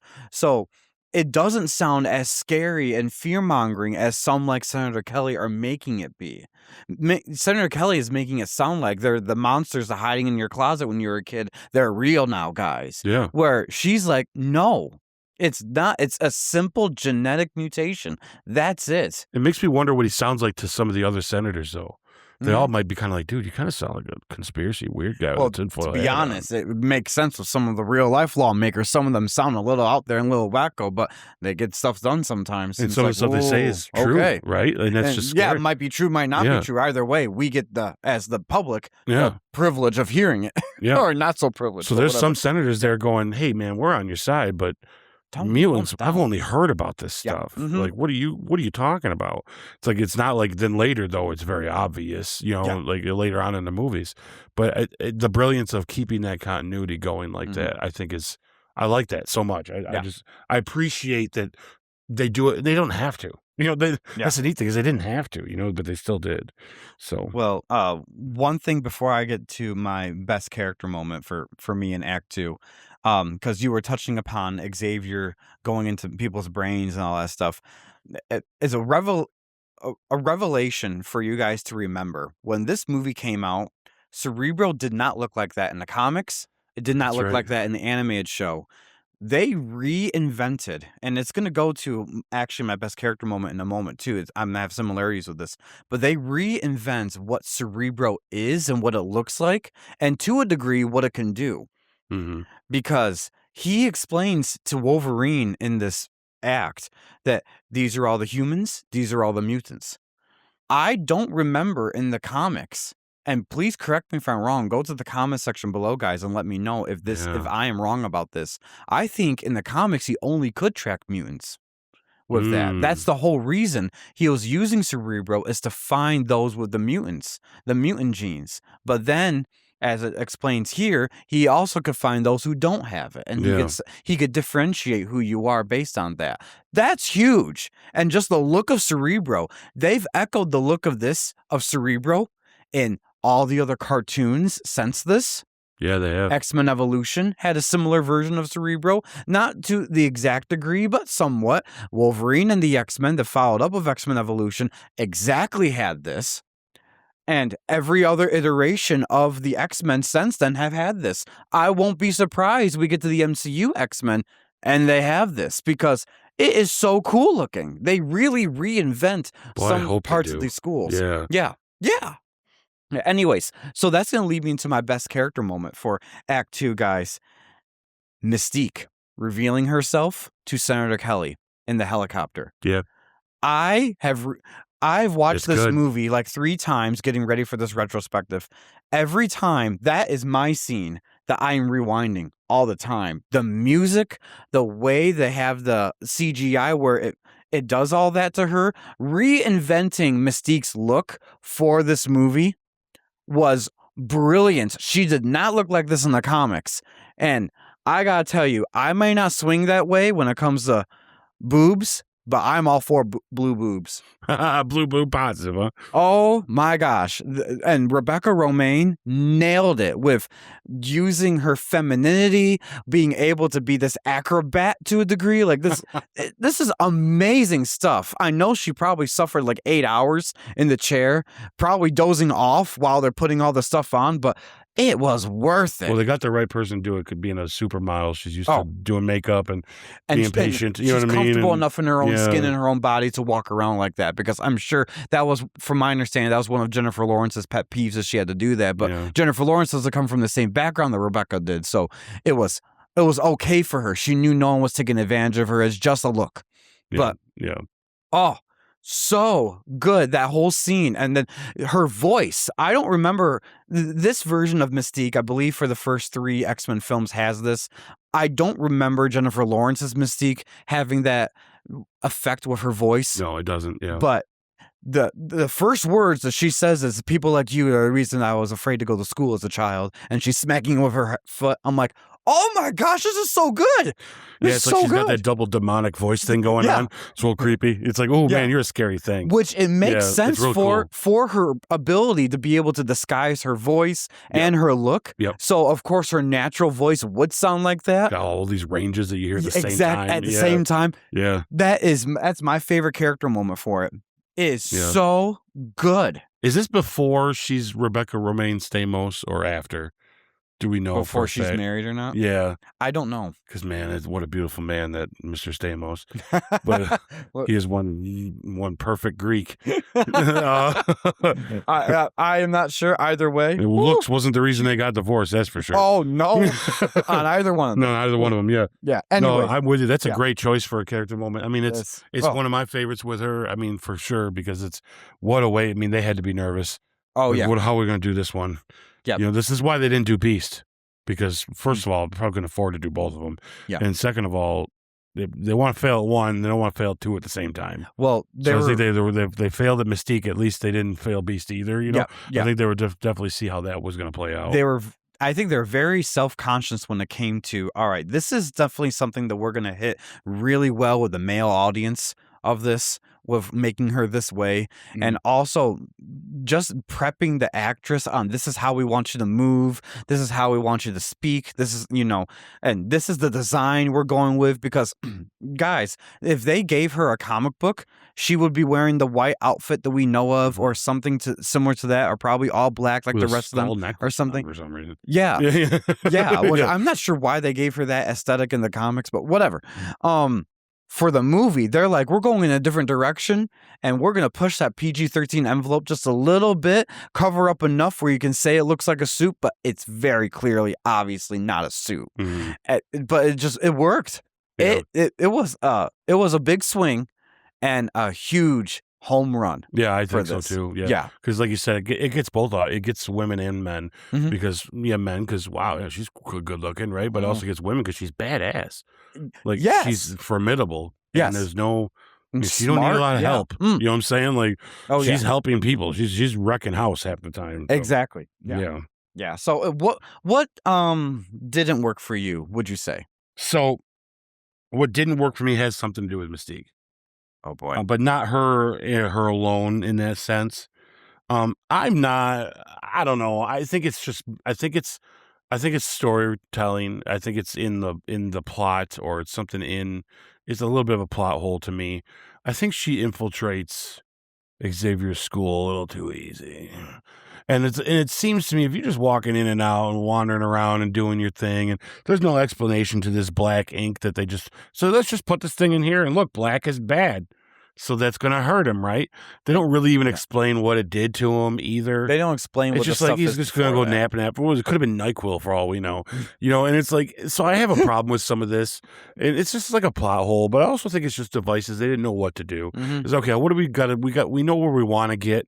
We want the feel of what's happening to be something going on. So we're also going to have Xavier be in a spot where he's in danger. Where he's dying, right? Or hurt, or however you want to place it, however you want to say it, right? So yeah, I don't know. I'm mixed on this though, because it makes me wonder how often they've had confrontations with Magneto as well. Because if it's this easy, she literally just shows up and sits on a bench as Bobby and like gives her a bunch of spiel and then just casually walks through the house. I mean, yes, she's Bobby, but it's like, if you are trying to stop Xavier from like thwarting your plans, then why haven't you done this like before? You could have done this anytime, as many times as you want. Maybe he has, but they don't really get into it. Yeah. So there wasn't a lot of. They're all like sad and couldn't believe that Xavier got to him. But it's like there's no guard. There's not even a dog. You know what I mean? It's not like there's somebody standing there making sure you're who you are. You know what I mean? Like, yeah. That's why we need these characters like Worf and stuff like that, or Morph, stuff like that, because like they just live in the basement part where they're just like, look, or I'm just a guy working on the X-Jet all the time, but what's Bobby doing down here? He's not supposed to be down here. Then you probably could have had, it's like there's so many things that could have been done that just made me go, she's literally walked in to it's like, if there's anything that you lock more so than just the eye scan, I'd say Cerebro's a big one. Well, the thing that would tip me off, and they do have cameras down there because as we saw Wolverine That's being right. looked at the That's camera. right. uh, If No one's watching the them? only thing I would give you credit for about this, because I'm fine with Mystique doing this completely. The only thing Yeah. is when she gets down to the basement, she should have turned into Hugh Jackman or Jean Grey or Storm. Someone where if you're Makes sense watching they're from the there. camera, it makes sense because Bobby's not supposed to be down there. Right. That would have been an easy tip off to, hey, something's going on, security, you know? And yes, they didn't even explain how Cerebro's operating with whatever is already in there, and yet she adds this black greenish ink and be like, what is this? We could What have does used it some do? dialogue there, like Yeah. while he's laid passed out. Well, Cerebro works onto this and that kind of fluid, and they must have put this and that in it. Mhm. Okay, good, done. Yeah. But the nothing. It's just Because that's the only plot hole. I'm like, I'm not sure Mm. what does this mean? It Yeah. So I get it fits the it there. story, and I get it. But as a guy who writes and stuff, I mean, she just kind of wanders into the X Mansion like it's nobody's bit. And I get at some point some of it, yeah. But to get down to the lower levels, it's like, Mhm. don't you think? Yeah. Well, How these guys operate before? Don't wonder you can't get Magneto.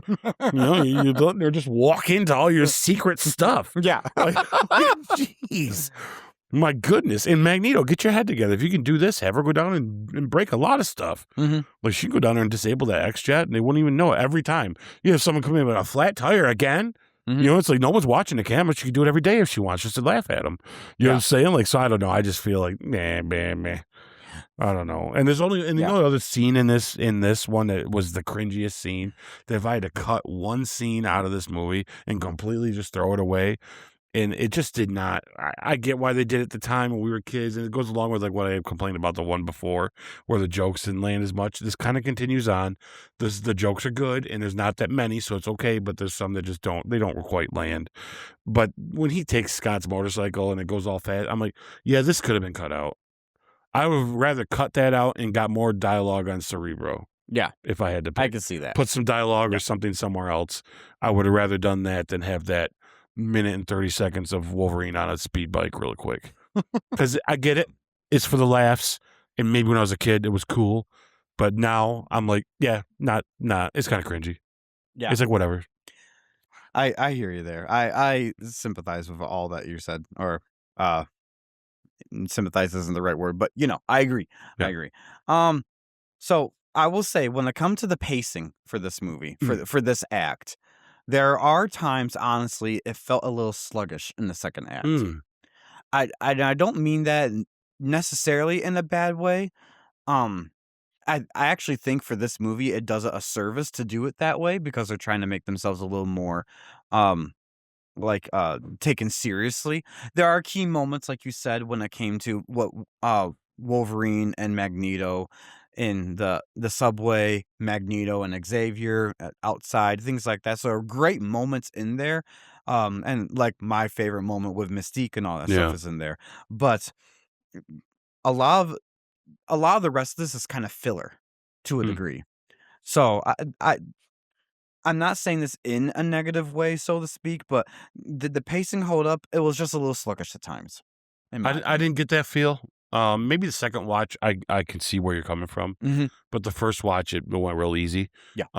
But yeah, I see where you could have trimmed some time, and I wouldn't say it's the time part of it. It's what was happening, right? Exactly. Yeah. You could have trimmed up some of these little spots that last a little longer, that aren't important, and made the big scenes like the gun scene or the conversations a little longer, and it actually would have been better. Or just like what you said already, your solution was right there for me for the pacing part and not feeling sluggish, is explaining some of these other things that they're going to utilize in the rest of the movie. Yeah, for When it sure. gets to that time. So yeah, I think that would have done a little bit more of a service to it. Yeah.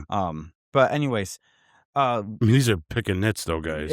yeah. Oh my gosh, such a great movie. What was your score for Act 2? I gave it an 8 out of 10 because I really do. There's a couple cringy moments. There is a little bit of slowness to it, and then that is like, it is a plot hole. As a writer, I wouldn't, if I was writing this and I was giving you a complete story and I knew that was in there, I'd be like, man, I'd be embarrassed. Yeah. Yeah. Like, I'd at least need to explain, even if it gets cut out later. And maybe that's the case. Maybe there are things that are cut, and that's true. But for what we got, we have to comment on.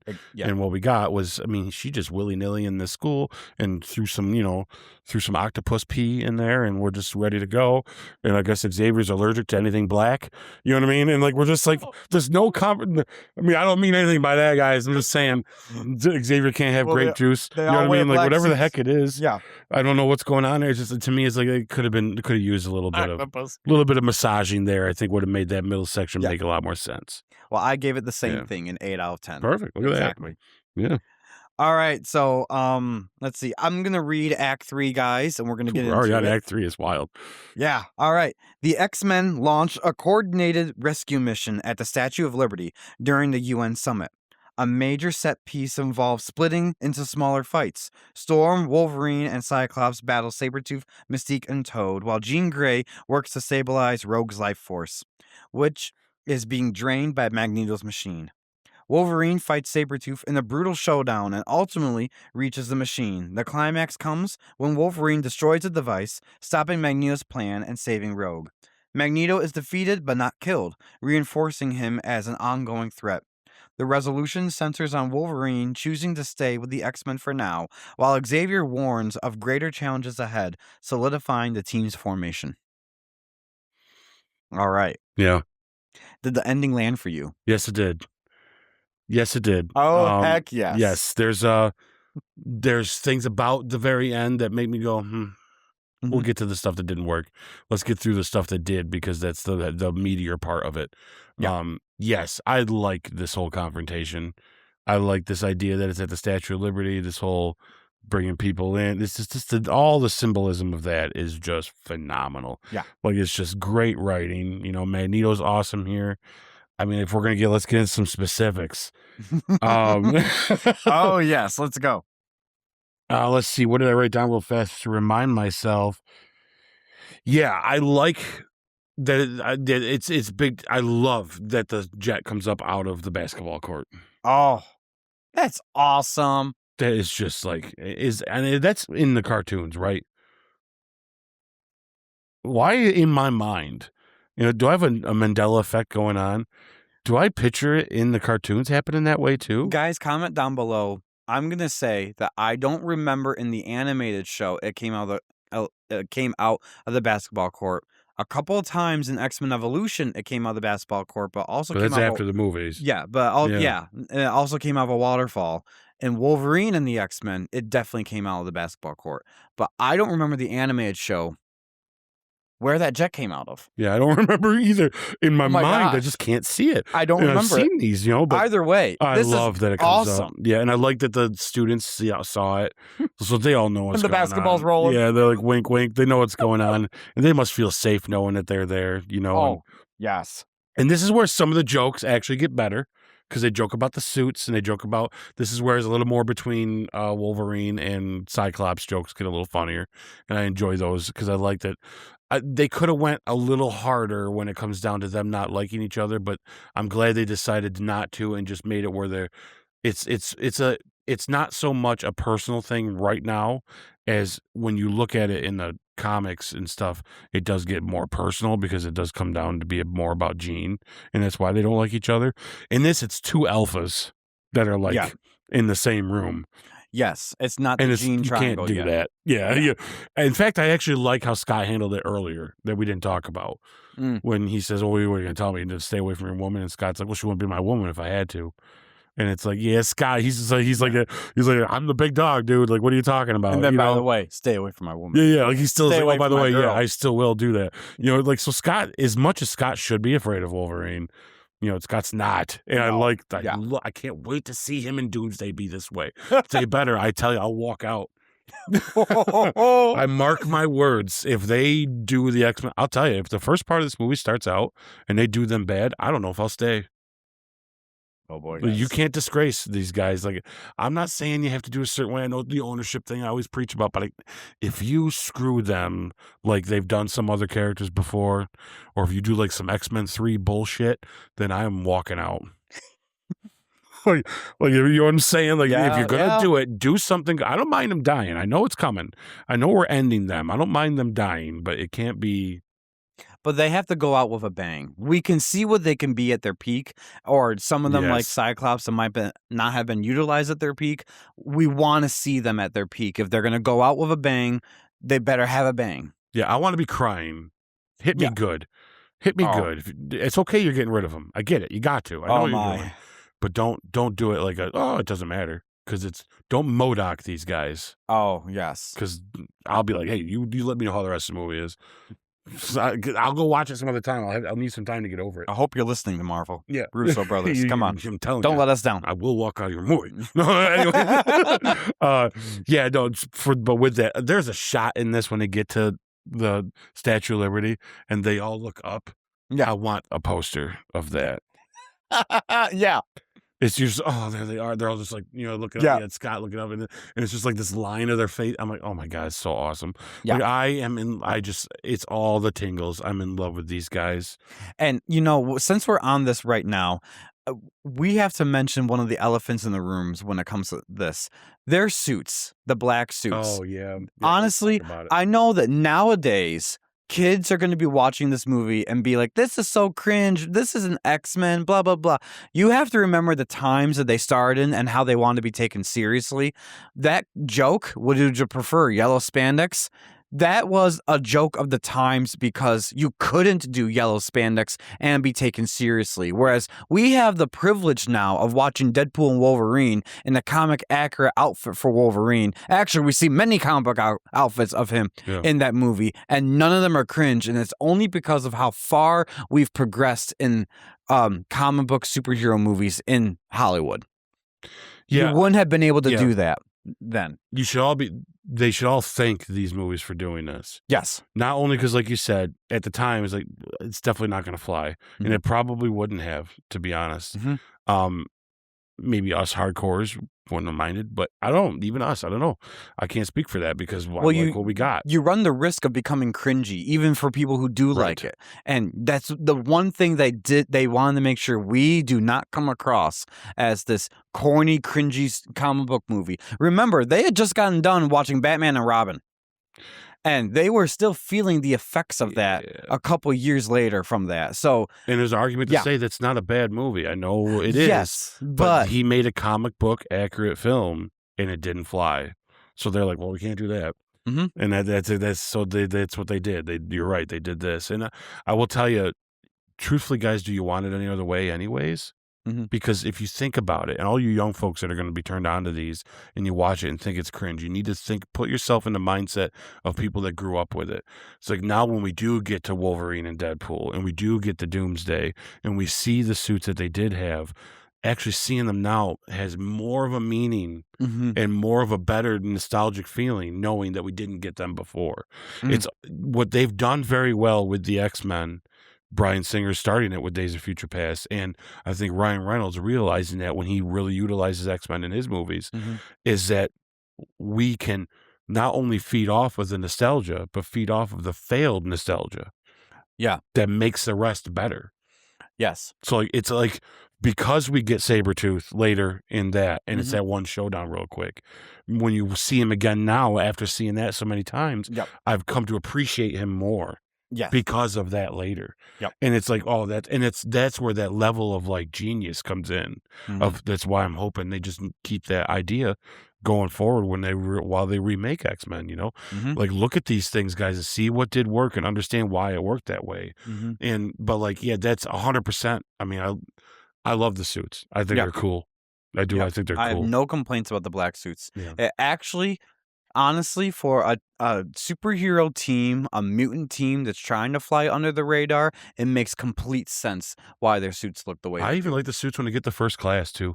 I like those ones as well. You know what I mean? I like that they're still like, we're not sure what we're going to do here, and then obviously as we get into Apocalypse, it's like we can be a little more, let's just go all out. And then you're like, okay, yeah, it's working. Yeah. But we'll get there, guys, and it's going to be fun. Oh, yes, exactly. But yeah, so I guess what I will say for my favorite moments of Act 3 it's going to come back to Mystique for me. Oh my God. All that stuff with Mystique and Wolverine is so good. That fight scene, every bit of it, when he's trying to sniff her out after the fight scene and he realizes Storm is not Storm and he does that. Amazing. Great Wolverine moment of the. Yep. Yeah. I can smell something here. Yeah. Like perfect. Anyways, but that fight scene, that is intense. That is insane what she can do. Mm-hmm. And as she spider crawls backwards up the wall, she kicks his face and then spider crawls up. Well, I'm like, what the heck? Physically shivered because I'm like, ew. Ew. Like it's just how she did it is just gross. Like, but it's not, I get it. It's just pretty and it's cool looking, but there's something icky about how she moved away. Yes. I'm like, that's icky. Like, don't do that again. Like, yuck. It's in my nightmares. I look over and just see her going backwards. If she wasn't backwards, it wouldn't be so weird, but she's like backwards with the eyes looking at you. And I'm just like, those yellow eyes. Oh.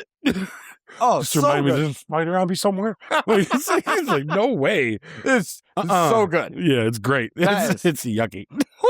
That is quite the scene. I loved that scene. That was a good fight scene too, with Wolverine being like, "What the heck is going on here?" And be like, "Oh, you have no idea. You have no." And I love movies where they have characters that are multiple of them, and the actor has to play two different versions of them. So, like when you have the Wolverine and he was doing that. He does this also in The Prestige, where he plays two parts, and like I love that because like it just shows the range of the acting. It shows the dedication to the story. It shows it's just so good, you know, and I just love that so much. You're right. That whole fight scene is fantastic. And I gotta also say, because I wrote that as my best moment for Act 3, but I have a second best moment because it was hard to pick just one. When it actually involves Cyclops, when he is looking at the machine and trying to figure out what he's going to blast. Everyone, including us as the audience, is assuming he's going to hit Rogue, he's going to hit Wolverine, it's going to hit something and blow them up, it's going to miss. He specifically hones in on Magneto and hits him, which helps Wolverine continue doing what he was going to do to safely destroy that machine and not kill Rogue in the process. That you have to give it to the writing for Cyclops for that. That is a leadership moment there. That I do wish we saw more of him, but I'm glad they gave him that flower. You know what that also tells me? It tells me two different things. What you just said, that he's making decisions. And that it's a leadership he takes. When it comes down to it, it is up to him how this is going to turn out. But it also what I noticed this time around. I'm so glad you brought this up because I have it written down. Is they know that he could do the other way as well, which says that they know that Scott will make the hard choices. That might mean doing something that kills somebody in order to make something happen. So like where they're like, don't shoot the machine because it's going to kill all of them up there. You know, and they're worried about that he was going to do that because they know he could and that he would. You know what I'm trying to say? And I think that's kind of cool. I like that level of that. That Scott will he will do what has to be done. When he says, I see my shot, I'm taking it. We're all on the edge of our seats like, what does that mean? Yeah, and even Jean couldn't tell. Like she looked at him. And she reads minds. but I think they all know that he would make that decision. Scott's the guy that if you're hanging on a rope and you're too much weight, I'll cut that rope to save everybody else. You know what I'm saying? Like, and they know that he would. But the fact that he ended up shooting Magneto instead was like, they're like, oh, thank God. But it also shown how smart he is, that he will make the right decisions. He's tactical, and he gave it the faith. He took that step, that leap of, well, I'm going to trust that this guy's going to get it done. So no matter what it is between him and Wolverine, doesn't matter. He trusted that they were doing the right thing and getting it done. And that, what a great shot. And I love that She says, "Scott, open your eyes when I tell you to." And he's like, "No way." And she goes, "Just do it." And then she's open his eyes, and he's like, "Boom!" And it's like Perfect. that whole thing, that whole scenario in there when Magneto puts them all. I mean, here these guys are fighting Toad, fighting Sabretooth, fighting Mystique. They get there. Magneto waves his hand 3 times, and they're all stuck against the wall. Like, this is how badass Magneto is, guys. Like, don't underestimate Magneto. And I love, as we get through the other movies, you'll see what I mean. Any other time you think, okay, this guy could take Magneto. No. No. Guys, there's not a lot of people that can take on Magneto. No. Because it's not just his ability to move metal that makes him so powerful. It's that he's smart and he knows how to do it. And he's powerful at doing it. Yeah. Because, he can, you can just move metal. But that also means baseball stadiums off the ground. Yeah. You know, and you forget that the Earth has metal inside it. Yes. Like, anything you can think of, this guy can really do with it. He could pull a planet towards us if he had and to. as we found out in X2, iron is in your blood. Yeah. Like, if you have too much iron in there, he can move you. Yeah. Like, you're dealing with a high-class, powerful, very smart mutant. He's smart. And that's... They just didn't have a chance. He had them all pinned. Like, he had them all. Yeah. You know, he just didn't have a chance. Exactly. Oh, gosh. All right, so what would your biggest issues now be for Act 3? I got a couple for me, but go ahead. So for Act 3, my biggest issue is, at this point, I realize we're not going to get the Storm that we want to get. And I'm okay with knowing, this is where I'm okay with it. I'm okay that they couldn't dive too deep into her because they didn't want to waste a lot of time. And they were trying to just make sure this movie stayed at a certain time. But there's no moments in this film that I guess I don't see the excuse of why, even through her dialogue, we couldn't get that maternal feeling that we should have got from Storm. Because from now and even later, through the rest of them, we never really do get the Storm that we have in the comics or the cartoons. Mm-hmm. And of course, once again, I've always argued this before, we haven't really gotten the Rogue either, right? But Rogue works for me in that way. But Storm doesn't. I don't like that Storm's just another one of the crew. Well, to your point, they reinvented Rogue in this version of the X-Men, and it works for her, and they still keep her focal point throughout a couple of these films. This one, X2, things like that. Heck, they did a whole Rogue cut of a movie to make sure she was included. But for Storm, she really gets undercut a lot. They never, in this movie and moving forward, ever give her that feeling of that she's like a maternal feeling in their group. Yep. We get a better taste of her in the next one, but it's not that though. Yeah, no, not yet. We just get her doubts in where she's coming from with her relation to Nightcrawler, right? But there's still none of that whole. I always had that feeling that, I'm not saying equals as in power wise, but I always had that feeling that her and Xavier seen each other more as equals rather than, you know what I'm saying? Like, or even if he has her as a student, she comes off as the one that's more mothering to the rest of them. Yeah. Like, I want that African Queen Storm. Like, that's what I want. I really do. I want her own solo movie where she's doing her thing in Africa. And that's how we fix the T'Challa problem. Just let's do a Black Panther with Storm in it. I mean, I don't know. I'm just saying, I'm just shooting crap out there. No, I that's what agree. we need. We needed that. And I feel like she kind of got gypped on that, being able to do that. The Storm in the animated show and in the X-Men Evolution are the two Storms I like the most, because they show that more of how do I say this properly? Like, she is a mother type Storm. She has that maternal instinct there where she sets herself apart from the rest of them by knowing that she could stand tall and walk type thing. Where this one feels like she's just part of the group. She's just a member, but she's so much more in that in the comics and in the animated stuff.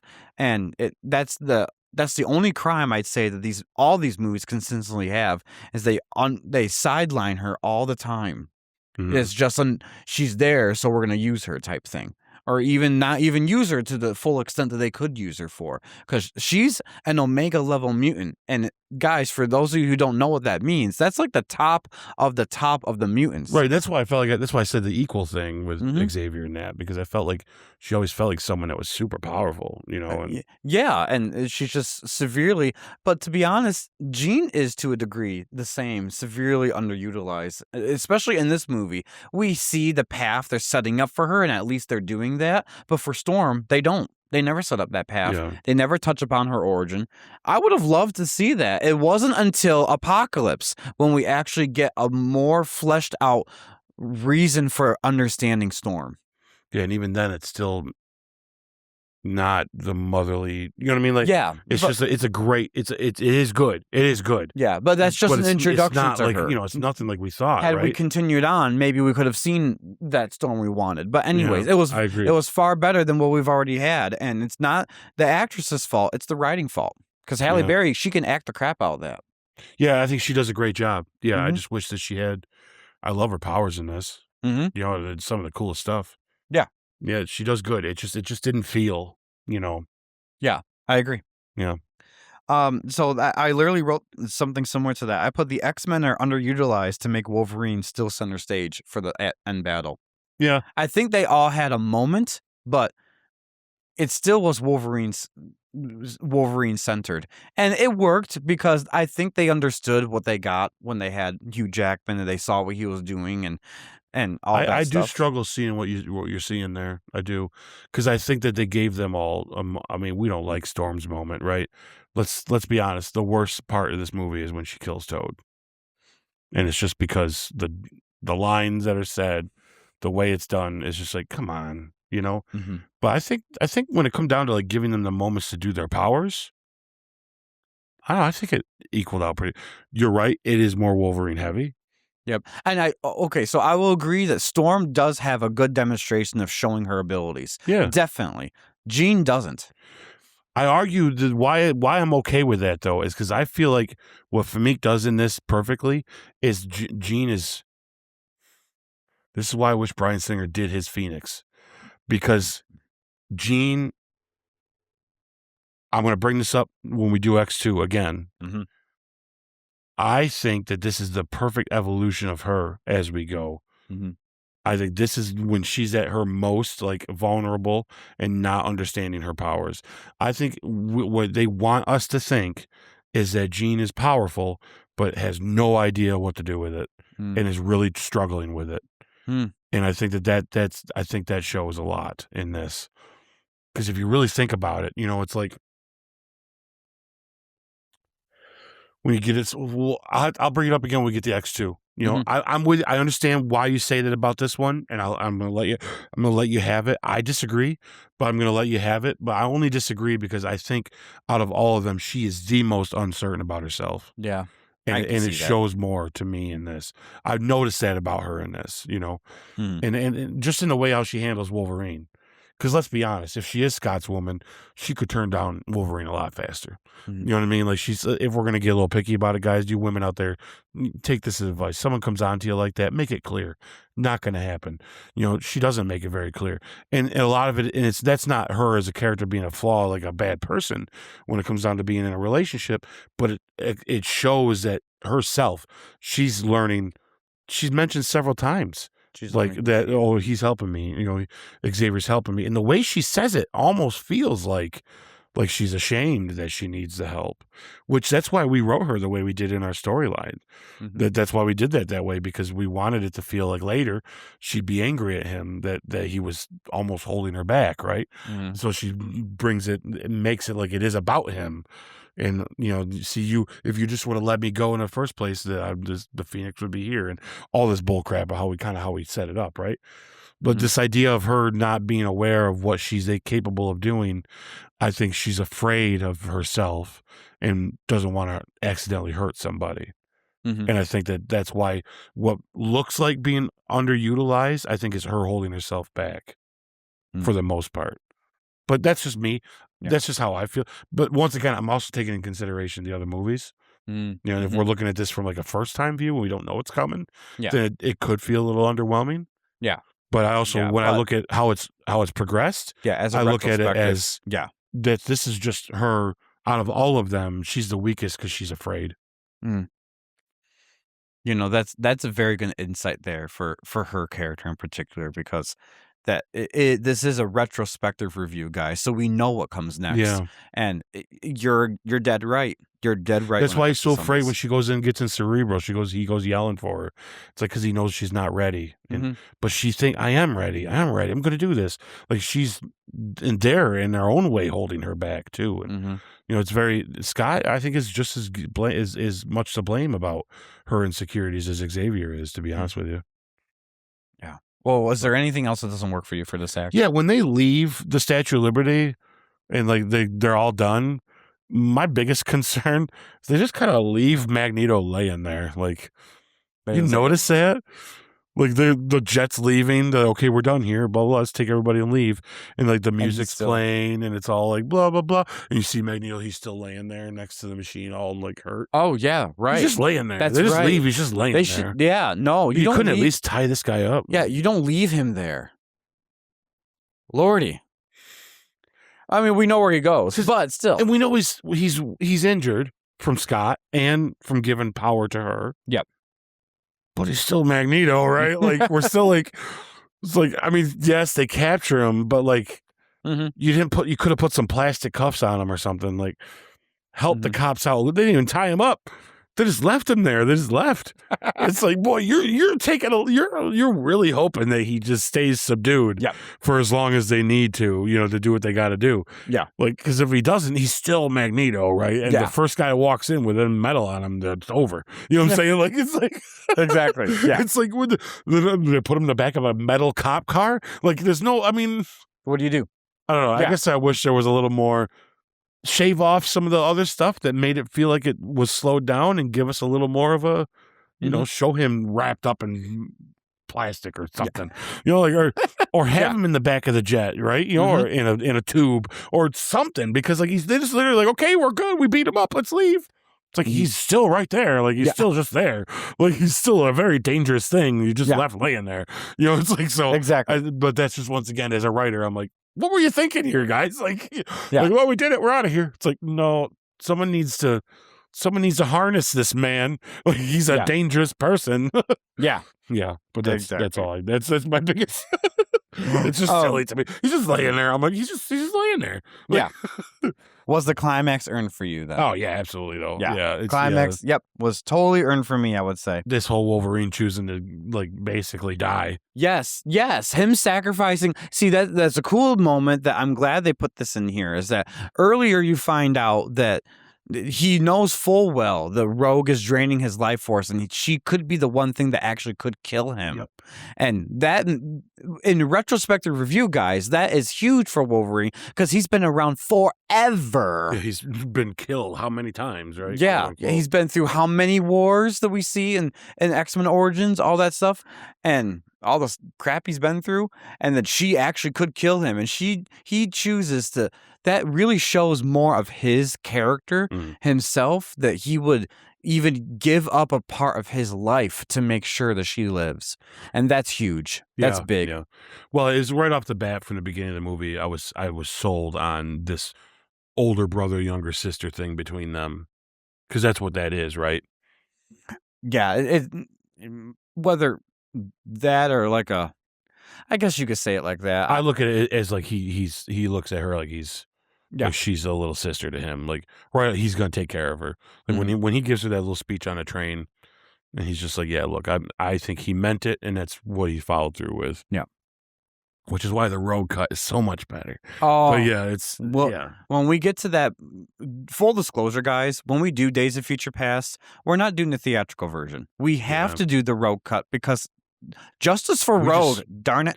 Yeah, and we just think it's the better version. It just is. Truthfully. It just is. And the theatrical version was great, fantastic. But the road cut is just, it's not one of those where we're reviewing the road cut because we want to make it better. It just is better. It's good either way. But anyways, that'd be the one mind melter Marvel could do, is if Rogue shows up in Doomsday. Oh, they just never told us, and then boom, there she is. Tell you, Anne Paquin shows up. Anna Paquin shows up in the comic book accurate outfit, because it sounds like they're doing that for everyone now, guys. And oh my gosh, and she flies in. Holy smokes! Okay. Yep.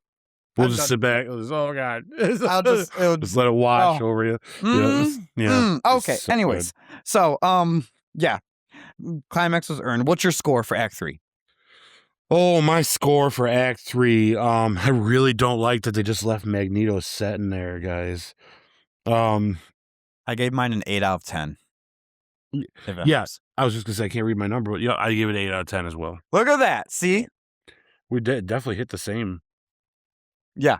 I'm Yeah. surprised. We have the see, we are in tune when it comes to X-Men. We might have a little differences of opinions on certain character moments or key moments that gravitate to us or not, but at the end of the day, guys, our scores are gonna be very I'm anticipating what our score is together for Our final score? our final Yeah, I score. wonder if it's gonna be the same because that's where it does differentiate a tad for us sometimes, but Yep. I bet you it's gonna be you know what? Mine might be higher than you're expecting, though, Oh, okay. Well, let's and I don't know what yours is, but before we yeah. jump over there, guys, we already been talking about some of our favorite casts, but we're gonna get into some of our deep dives right now on casting and performances. Yeah, let's do that. So we might find some differences here. To be Maybe a honest. little, but maybe not a little. lot, though. Yeah. Not, and I won't say differences as in I firmly disagree, but differences as in this is who you picked, this is what I picked, but we still agree that they're great. And some of these Or are real whatever. hard Oh, because it's hard to yeah, I got you. yeah. I had to be very honest about a couple of them. Like Yeah. All right. Well, go right ahead and start off with your best performance. the best performance, I'm going to give it to Ian McKellen. Like, I mean, I think you could give it I think you give it to Hugh Jackman. I think you give it to Patrick Stewart. But like I said, the one wild card was Magneto. Casting him, they could have done anything they wanted to just to try it. But from the second he's on to everything he says, to all his mannerisms, the way he talks, the way he walks, it's just, this guy is a masterclass actor. And that it's not even a surprising performance because I know he's good. It's the best of the film, in my opinion, hands down. Yeah. Yeah. No, I agree. He is mine too. Best performance. For me personally, it was between. Well, actually, no, because I didn't even put this other character in as my best performance. I put it in a different spot. He is my best performance too, Yeah. because of the way he carries himself, how he's basically carrying his whole team, and most of this movie from time to time, when he's on screen, he captivates you Yep. right there. He grabs your attention. There's no denying it. So yes, I'd say he's on par as if there's a top big list of perfect casting to villain characters, like casting wise, Mhm. he's top 3 of the absolute best in any film I've ever seen. Mm. Him and Willem Dafoe as Green Goblin Mhm. are like, you can't take notes, Marvel. This is why these bad guys are so easy. Mhm. Like, you know how to. You did it well with Loki. Mhm. Like, stop making it so complicated with all these other ones. Yeah. Because this shows it's not that complicated. Mhm. Just you get a good actor, give him some stuff to work with, let him have some real relation, give it all the stuff you need, and you got good stuff. You don't need to. Yeah. Yeah, we don't need pouty faces. Oh boy. All right. So I'm gonna say my surprising performances Yeah. too. I have 2. I'm gonna say. Okay. First, I'm gonna give it to is Hugh Jackman. Surprising because he really is very new to the industry in and of itself, but it's surprising that you were able to take Wolverine and make him a center figure that he really wasn't like that in the comic books in the past, and his legacy lives on till today. So he can act the crap out of that role. He's perfect for it. So I put him as one of my surprising performances. The other one is Rebecca Romijn. Mm. Because of how they reinvented Mystique, she could have come off a little weird, but they picked the perfect actress to portray this. And I have to give her the flowers for me, every scene that she was in she was captivating. So those are my 2 surprises. Yeah, you and I were on the same wavelength then, because she was my second choice. My first choice is Hugh Jackman. Look, Yeah. see, guys? Because it's just being new to the scene. Yep. And being the opposite of what Wolverine looks like. Yep. As pulling it soon off. as you saw him in that fighting cage and doing his thing, Mhm. all doubts of him being Wolverine went out the window.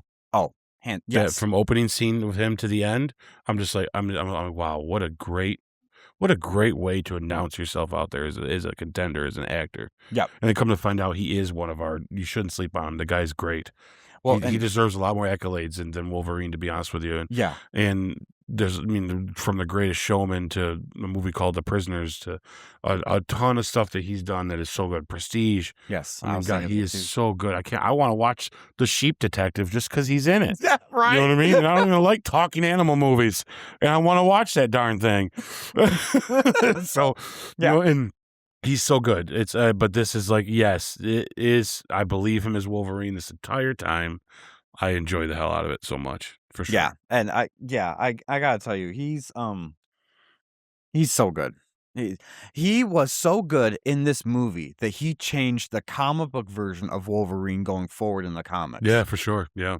I dare any hardcore comic book fan to look at pre-X-Men film to post X-Men film of the comics and tell me that they didn't change Wolverine because of how popular he Yeah. got. And there's Yeah. generation of people now that when you say Wolverine, that's who they see. That's who they see. That's how we got Old Man Logan. Yep. Is because he was so good at this. They were like, we could tell 50 other million stories That's of him. right. You're and right. there you go. Yep.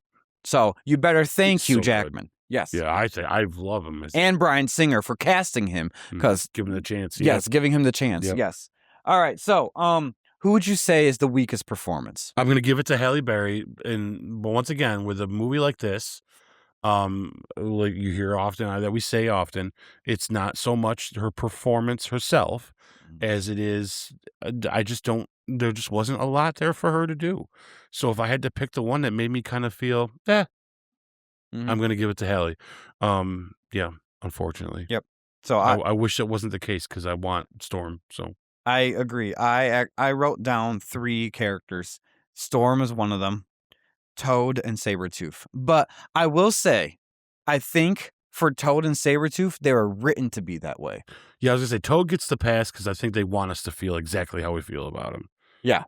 Like he's there. He's a brotherhood, but he's there. But I do feel I do feel the need to defend Sabretooth more. And it's only because I don't know what it is about this rewatch this time.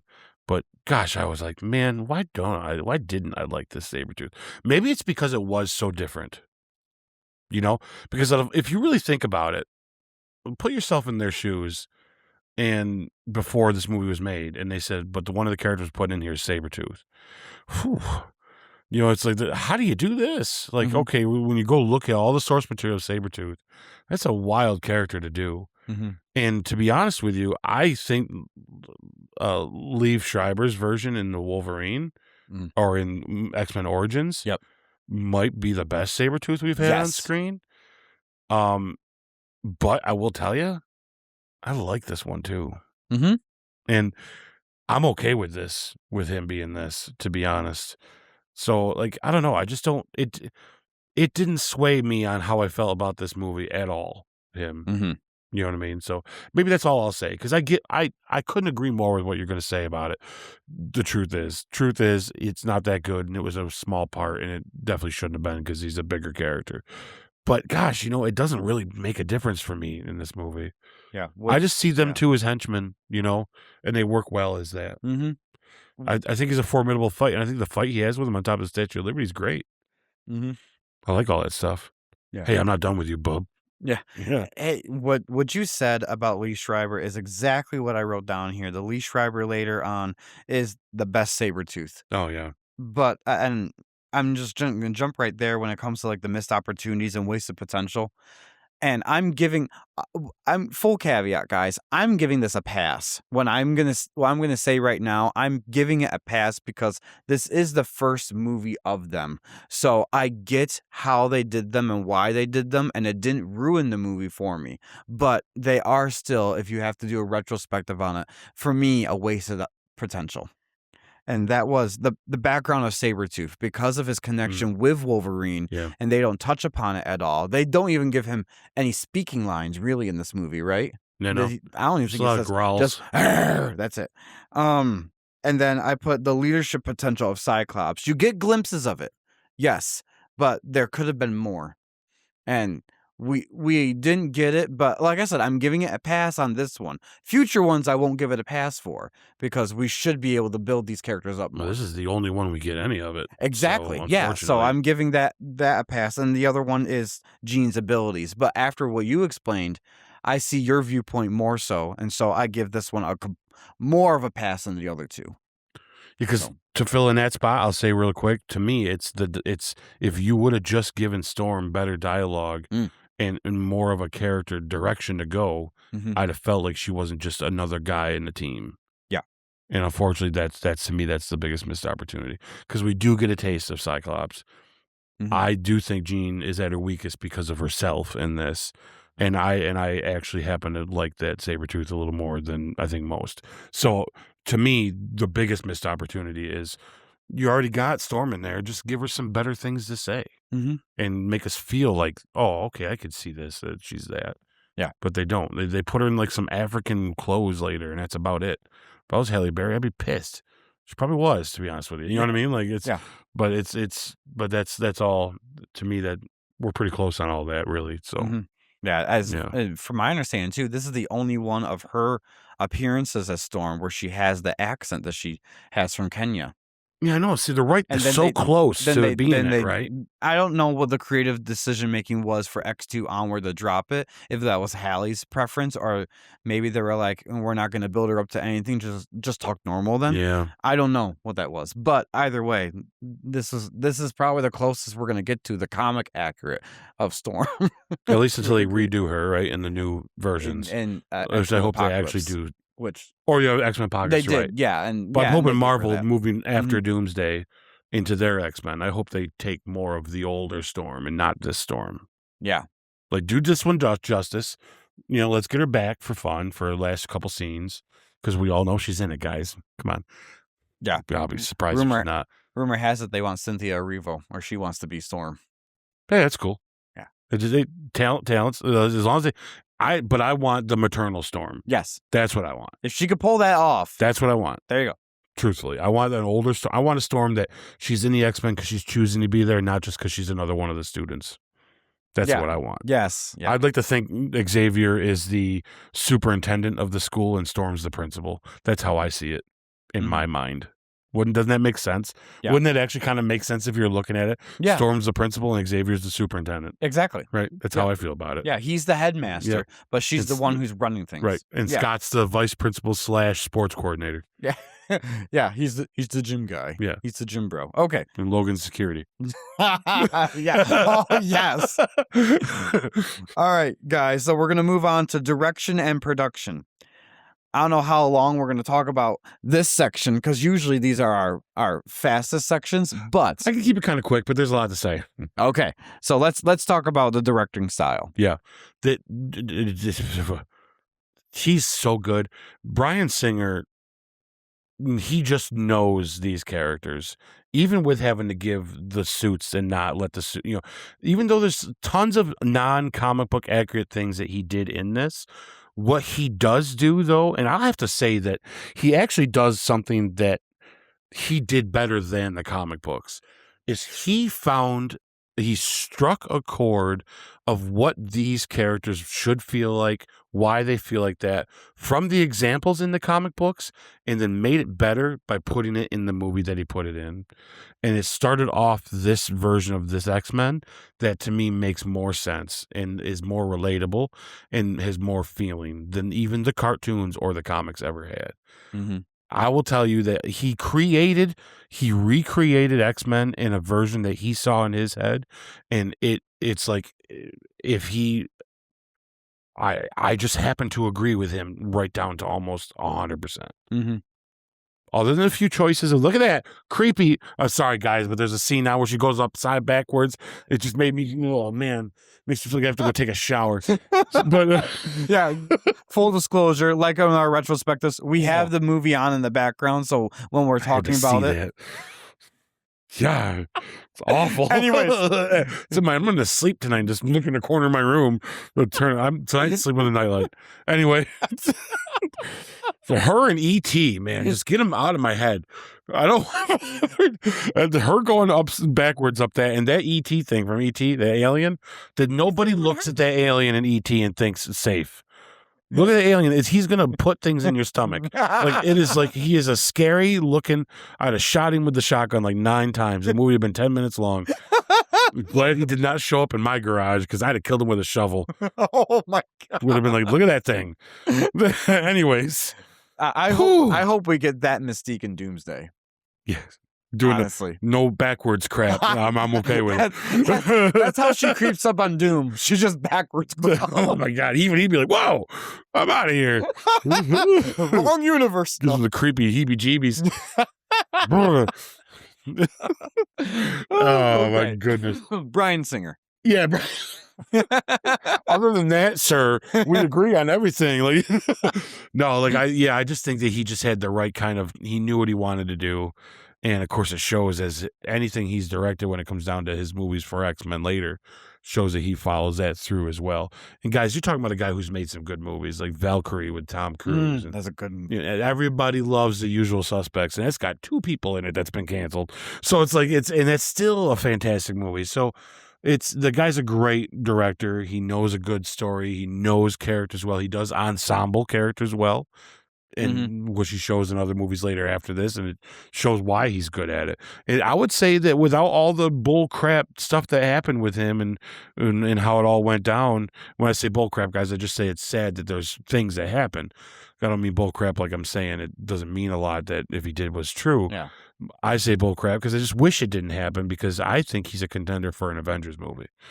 That might be a big hot take. I know a lot of you out there are going to be like throwing your keyboards against the wall, but like I do think that Bryan Singer is the kind of guy he could have done. He could have had a chance at doing an Avengers movie. I would have loved to see him in the MCU. Yes. I would have loved to see him being a producer on the X-Men MCU. Yeah. Even if he didn't want to take the director's chair. We saw what he did as the producer in First Class. It still turned out to be a masterpiece and it was fully helmed by him. But you can tell, like, everything that you said, I fully agree with. He knows these characters, or at least he knows enough of them to bring them to the big screen for you to get a larger audience and the fan base that you have of them. There's no denying, whatever you think of Bryan Singer, that he knew what he was doing with the X-Men, because every big X-Men movie he has helmed. And he has gotten the praise for it, and rightfully so. This movie is proof of that, and there's even more better movies to come. Oh, yeah, for sure. Yes. Yeah. So I would love to see his version of any MCU character. He is one person that I would have taken the chance on to say, hey, we want you to consult on our version of the MCU's X-Men. And what would you do? How would you integrate them? All those big questions that we as fans are contemplating right now and what they're going to do, he would be my guy to go to and say, you did a heck of a job on these. He has a great relationship with Kevin Feige, from my understanding. I wouldn't be surprised if there was a way to get him on board. Well, that's kind of the hope I have, is that Feige learned from him. Because Feige's been there through this. And what gives me hope is that line in Doctor Strange and Multiverse of Madness, because they at least knew enough of the Fox X-Men to give him purposely that line. Yeah. Which gives me some spark of hope, like Xavier always talks about, have to have hope. I have hope that they could do something good with them and remember why these were the way we love them. Yeah. To be honest. Anyways. All right. So, cinematography. Yeah, I'm going to put the cinematography, action, and CGI all in one little bunch right here. Yep. Okay. Because it's all part of it. The cinematography in this is great. I love the color schemes of this. I like the shadows they're using, the moments they're choosing to see faces. He does a lot of big close-ups that I think are real good, especially on Wolverine.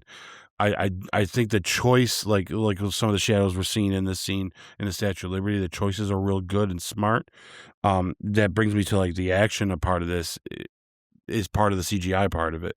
Where I like that the CGI is minimal in this. Oh, yes. Because like where it's like, okay, yeah, Scott's beam does look outdated, but it's not like we're seeing a ton of it. and it's Mhm. not oversaturated. Exactly. And some of the times we're like, okay, that looks a little outdated. I don't know. Senator Kelly looked pretty darn good still for being a weird jellyfish Oh, guy, yeah. and that was creepy and nasty and gross. But what I like, what they did great is there's a lot of practical going on here. Yep. A lot of stunts, people on wires being when you're seeing Wolverine jumping and you're seeing Magneto flying in the air and you're seeing people getting thrown and tossed about. These are people doing stunts on wires, and it looks Mhm. good. Yeah. I don't care what they say. It'll always look better than Man of Steel, where it's just people flying into people and it's just nothing but CGI. Mhm. This looks good and it's believable and fun. Yeah, I'm a big proponent of practical Yep. effects, especially for like what they did with Mystique in particular and stuff like that. This looks And then great. and then you just move into Nightcrawler in X2, then Beast in X3, and you see them work on that. I know they're gonna make Beast the CGI when we saw at the end of the Marvels. I Yep. totally get that that's the direction they're gonna go with, but I'm telling you what, when we get to X3, he is good. It's the The way best part he of the movie. looks, Yeah. everything. Yeah. Yes, Yep. yes. Hands down. Anyways, that's another time, guys. I completely agree with everything you said. Now let's talk about the music. Yeah. This one, it's not quite there yet. No, it's the groundwork, Yep, it's the but groundwork. yeah, What I wrote down specifically is the music is unique though and has its own flavor. yeah. There's a very electronic kind of orchestraic, but electronic at the same time. Almost feels sci-fi, Mhm, which I think works for this because this is sci-fi. So it kind of has that feeling with it. I think the music it's not groundbreaking. It's not quite the swelling, mhm. music that We we love, yeah, love of them yet, but it's there and it's in the tones and it's mhm, coming. You can tell. yeah, It's definitely its own, and it definitely has its own signature for this movie. mhm, I think when I hear any of the sounds from this, it's all I think of is this movie. So mhm, it's only going to get better. So the music, it's getting there, but it's good. It's definitely better than the first phase of MCU. That's for yeah. sure. What would you say, moving on from that now to our hot takes? Do you have a hot take for this movie? Um, my hot take was going to be the Sabretooth stuff, but I realized it wasn't that big a deal. Mhm, And the other part of the hot take was something I mentioned earlier.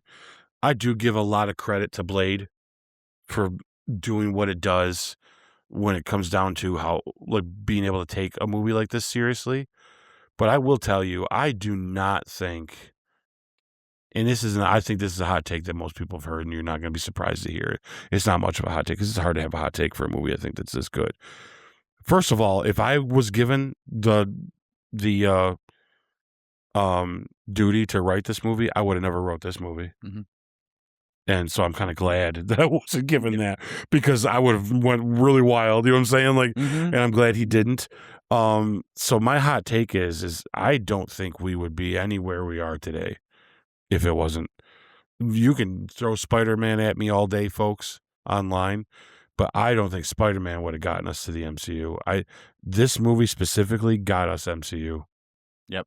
I really do. That's exactly Blade my doesn't hot get it take. there. Blade starts the seriousness of it.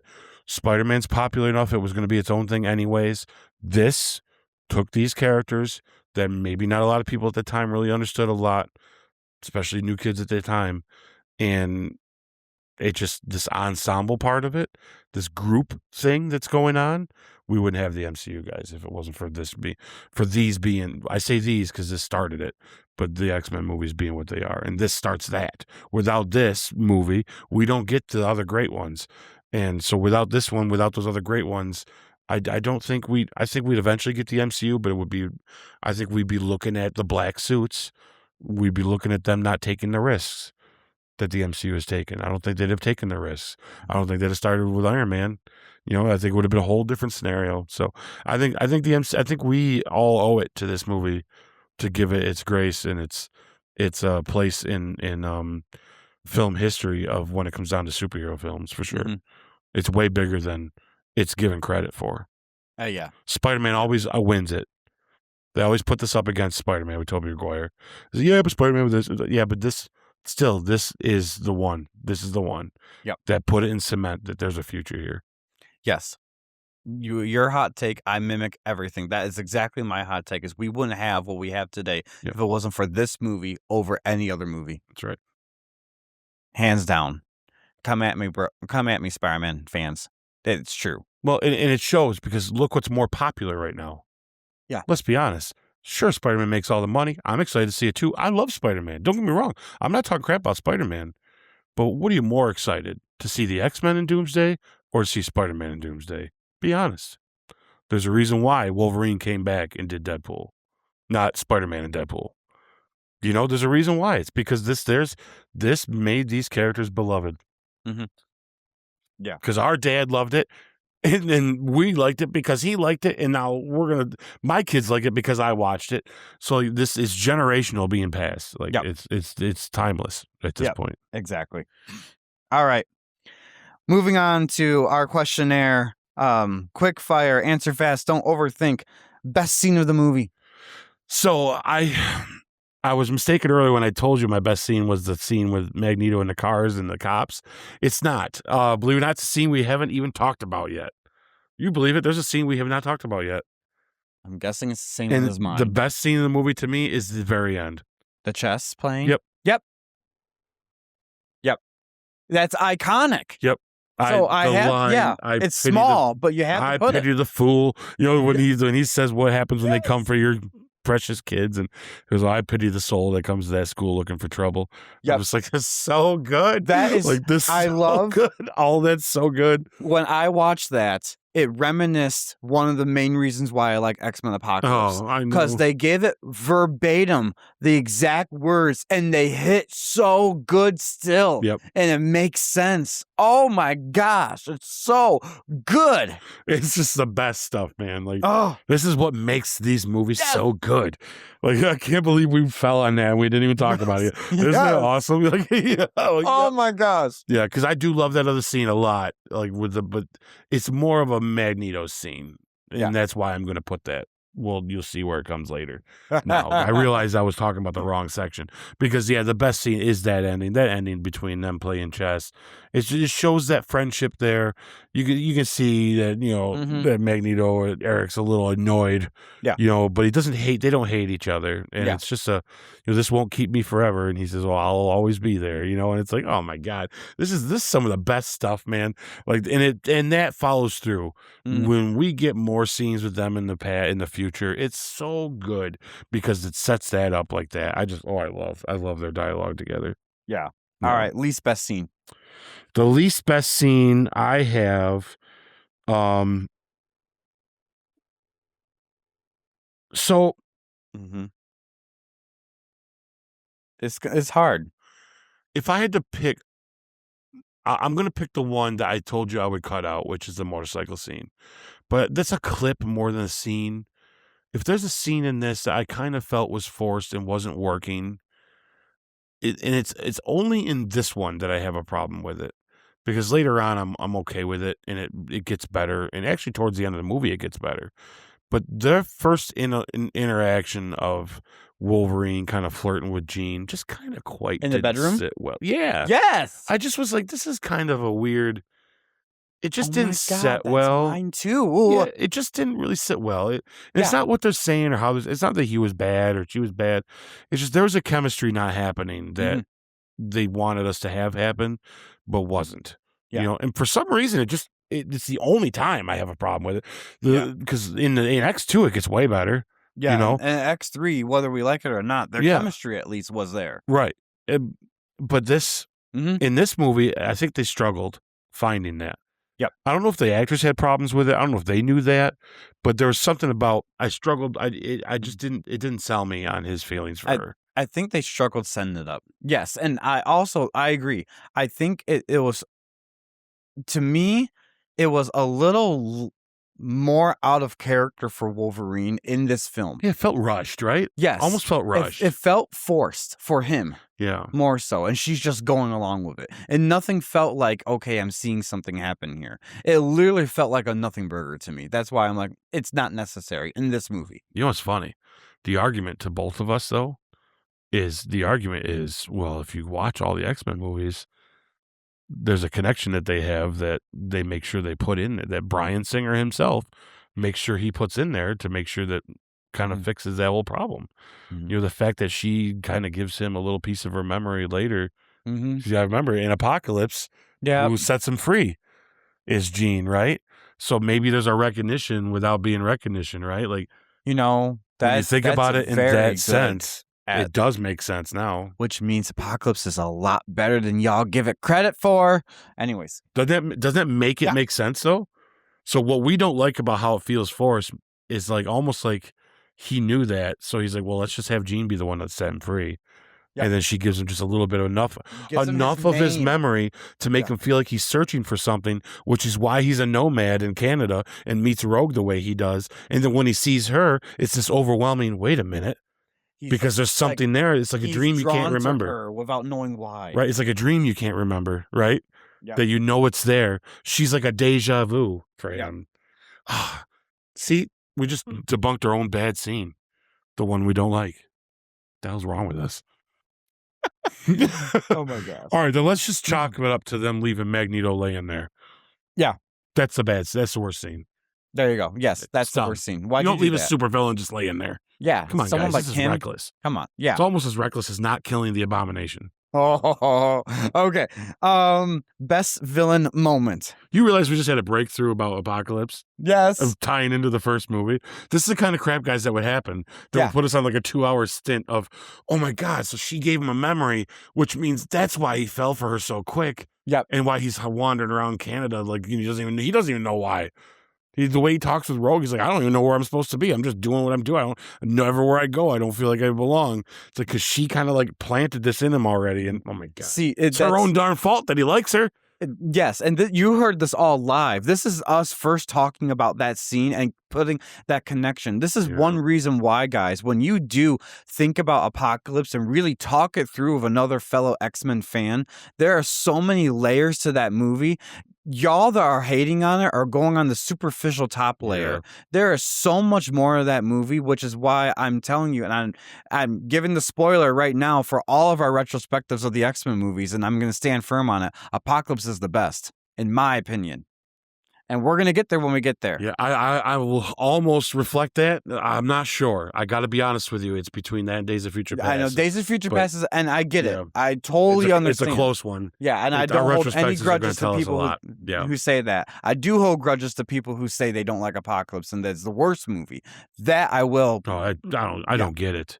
That's insane. What are you talking about? Hot take right there. That's an insane. And it shows when you have the same person making these movies. Yes. They tie like this. Yes. Did you realize doing that scene in Apocalypse, maybe he didn't even do it consciously, made what we complained about didn't work in this feel like, oh, it kind of does work if you really think about it. Yeah. Yeah, exactly. And that's so messed up, guys. I love it. Look, all the hours we've had, all the times we've watched these movies, we still have new epiphanies about it. That's what makes them so darn good. Yeah. And now we're recording it for you guys, so you can enjoy it. Now it's out there. Yeah. Yeah. All right. So best villain moment. Yeah. This is the police with the guns for Magneto. Oh my God, I love it. When he's holding the guns up and it's just, we talked about it already. It is awesome. And to me, it shows that he's going to go the distance. Yep.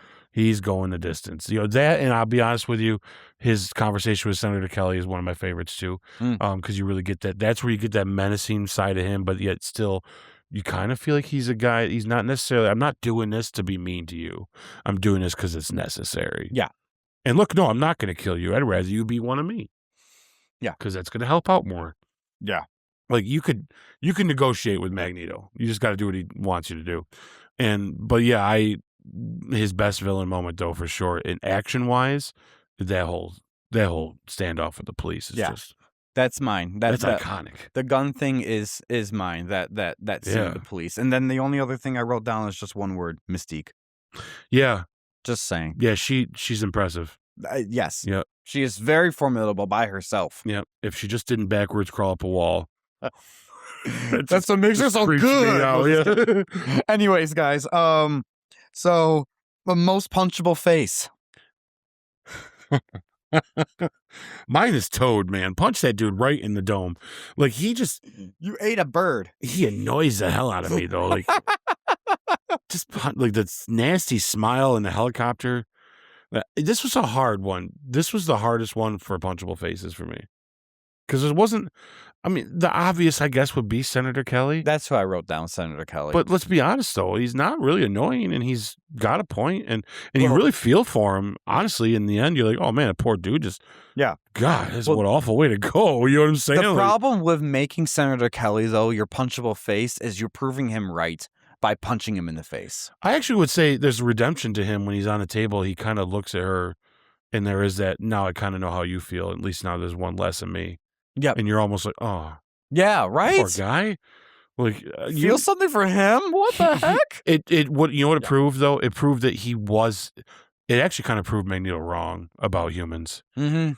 That he was, sure, going down that path of that slippery slope, but it wasn't because he was an evil man. It's because he was afraid of them. Mhm. And that to me was like, "Oh, wow. That's powerful to me." Yeah. So, yeah, That Senator Kelly's the easy one because he's saying things and but if you just when it comes down to annoyance, Toad needs a punch in the Toad. face. Yeah, okay. Yeah. I give Punch you that that. dude in the face. Toad. And whoever wrote the line, "Do you know what happens to toads when they get struck by lightning?" The same thing that happens to everybody else. Even if it's Brian, that earns you a punch in the face. Yes. Okay. That's the worst line in almost any movie I've ever seen. Now, this next question is one I know this is supposed to be quick fire, but this is really hard for me to figure out. What's the one prop you would take home? Yeah, this was tough for me too, but I quickly, automatically, right away was Wolverine's dog tag. Okay. I'm just like, "Yep, there it is." I love it. Just she sees it in the later scene, and he Mhm. takes it off of him later and all that. I just like it.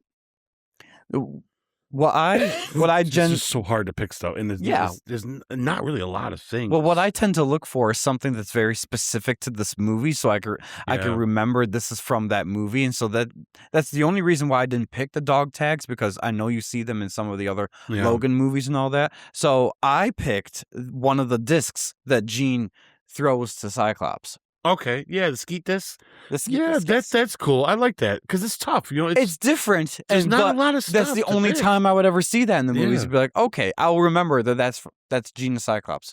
It's a But weird that's it. this is a weird superhero movie. It actually is hard to find props. Yeah. Which, man, it's a weird one. There's not a lot of props. The only other thing I thought would be cool, like, in a case behind us would be Cyclops' visor. Yeah. I mean, but I guess that could be you know what? Maybe that's what I'll if I had to go away from the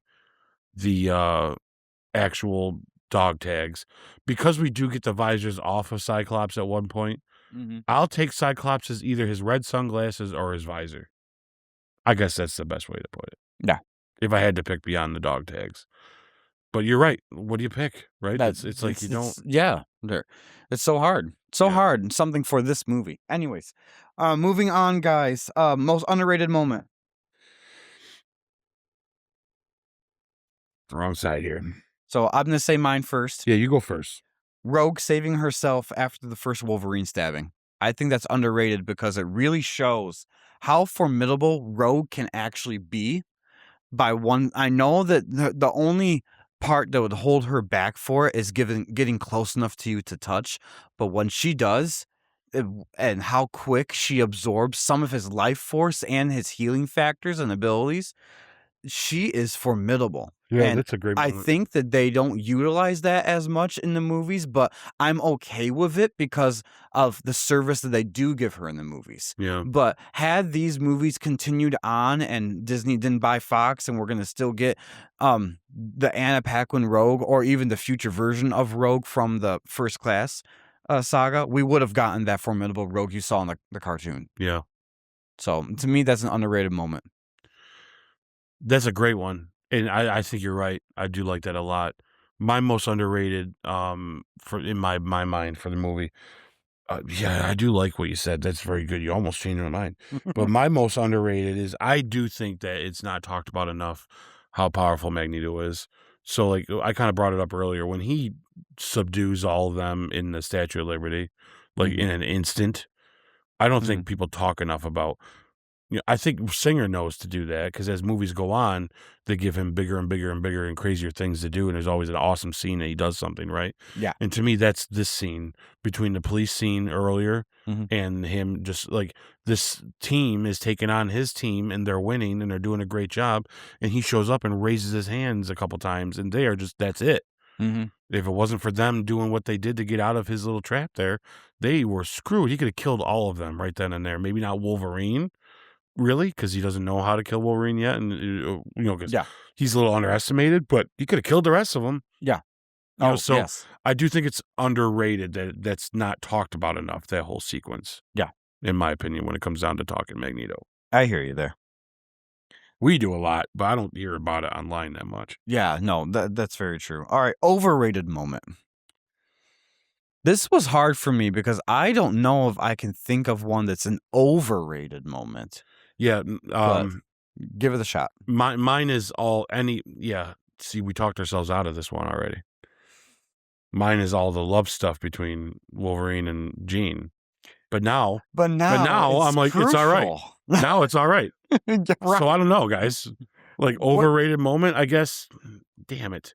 What do you guys think is the Toad's overrated death moment? is overrated. I don't think that's a cool moment. But that's the worst scene too. You mean the funniest line in the whole movie? Oh my lord. Do you know what happens to a toad when it's struck by lightning? The same thing that happens to everyone else. And he's just yeah, it's but that's not overrated because nobody likes that. There's nobody out there. And if you say you like it, you're just saying that. You have to really remember don't that like is it. probably the most memorable line of the whole movie, though, because it of sucks. it. Yeah. Because it is, yeah, it's that cringy. That's the only part of the movie that's ever cringy. Overrated moment. I mean, I can't. Yeah, I was gonna do the love thing with them, but we literally, it's in my mind now. It's set. It's that they fix that with Apocalypse, so I don't care. Mhm. To me now it makes sense because it's all the same thing. You'll never talk me out of it. It's just there. Yeah. So Yep. overrated is I maybe anything to do with Bobby. Would that have been considered overrated or no? It's not really. I mean, I don't know. yeah, I'll do the whole, ooh, it's fire, and then it's ice. Yeah, that's a little cheesy. Okay, I guess you can call that overrated. I don't think people care though. Like No. that, you can't make fire into ice. By the way, so it's kind of weird that happened that way. Yeah. Okay. I can see that. Yeah, but it's X-Men, and you could arguably say forgive that it. he was making the water and ice at the same time. But the fact that he turned the fire into ice and it fell to the ground is physics, and it's impossible. Yeah. You don't make a fire into ice; you make liquid into ice. So like he would have had to anyway. But we don't know how it works, the mechanics of his thing, so it doesn't matter. It's cool. We don't It's care. overrated. Yeah, it's overrated for that reason. It's like I mean, down. I guess other than I don't know. Other than the things that we said was wrong with this movie, my biggest issues with this movie is leaving Magneto on the thing, the squid ink in Cerebro, the squid pee in Cerebro, and how Mystique just willy nilly in and out of the mansion, just blah blah blah, be everybody. You know what I mean? Like those few things bug me a little. But I wouldn't say they're overrated because it's not like they make the movie. Yeah. I mean, maybe Xavier being in his coma is overrated because why is he in it? What's this mean? What is this? They don't even he just wakes up I can when it's agree. done. I can agree with that because they didn't explain what that stuff is and how it affects his brain. There's no hype about it. There's no talk about it. So it's you don't know overrated. how to feel about it. Yeah. Yeah. Okay. Maybe we found it. There we go, guys. There you go. Funniest moment. Toad struck by lightning. No, I'm gonna give it to I know it's a moment that like most people wouldn't say it's funny. I'm gonna give it to when he goes to the metal detector and he flips off Cyclops. Mm-hmm. I think that just you talk about two alphas. Mm-hmm. I laughed out loud to that, and I laughed out loud to when he says, "How do I know it's you?" And he goes, "Because you're an asshole." That's hilarious. Yeah, so that's mine. That's what I wrote down. When Cyclops, it's the same scene. It's funny. Yeah. Cyclops says, "How do I know it's you?" And he says, "You're a dick." Oh yeah, you're a dick. Yeah, it's like, yep. We're That's good. That's all I needed. Yep, makes sense. It's like, that's hilarious. I love that between them because it's how it works. So it's part of their. It's actually really cool friendship type thing. Yeah, it's Even though they're not endearing. friends, they're Right. like you said, they're two alphas peeing on their territories. Yeah, I yeah. totally get it, but It's it definitely works enduring, so that's for well sure. for those Yeah, two. yeah. Yeah, I get it. And that's the thing about this movie that did fail for me is some of the humor was outdated and a little cheesy, and I'm like, okay, so when it wasn't, it was very refreshing, Yeah, you know. yeah. So All right, so most emotional moment for you? this was tough because there's the one thing this movie does lack is an actual, to me, an actual scene of high stake emotion. Um, which does it's not lacking in the second one, that's for sure. Mhm. But in this one, I feel like it is. While I'm watching this movie, just gonna tell you the scene that surprised me on how much it actually touched me, and I didn't expect it to. And that's when Scott is leaned next to Xavier while he's in his ink coma, and he's telling him that I will take care of them. There's something about that scene that is an unsaid brotherhood between them two, of mentor to mentee to student, that you could tell that other than Gene, Xavier's probably the other most important person in Scott's life, Mm, and that's or that very he good. really cares about the team that they built, and not knowing what's going to happen to him. Scott, it's like I equate it to someone sitting next to someone's deathbed and talking to them and not knowing if what you're saying they're hearing, but you're gonna say it because you mean it anyways. Mhm. Because if you put yourself in Scott's shoes, they don't know what's happening right there. They don't know what's gonna go on, and he's literally talking to him like it might be the last thing he says to him. And I was like, oh, that hit me just right because this movie I feel like lacks those moments, not to its detriment, but it didn't call for him yet, you know? Yeah. Because as the movies go on, we get more of those moments for bigger reasons. Mhm. So, but with this one, it didn't quite need it, but that was the closest it got to me for being the most emotional. That's a very good pick. That is a very good pick. I read into it a lot. That's a You could very good arguably say I overread it, but I don't think so. I looked no, at it as he thought he was mhm. dying, and Yep. this is him telling his dying father in a way that I will continue what you started. I'll do my best. Yeah. And that to me I almost wish they stayed on it a little longer, truthfully. I like yours over mine. Mine is you probably could assume what mine is, but it's the Wolverine sacrificing himself to save Rogue That's my at second the pick. end, Yep. because it looked pretty much like he was trying to make it seem that he is dead type Yeah. thing with what she did to him, and thankfully his healing factor is just that good. It kept him going, Yeah, but or just the idea that he was like and hugging her. It's like not only did he touch her, he went all in and made sure mhm. she was getting what she needed to get. Yep, Like take a good old dose of this because yep.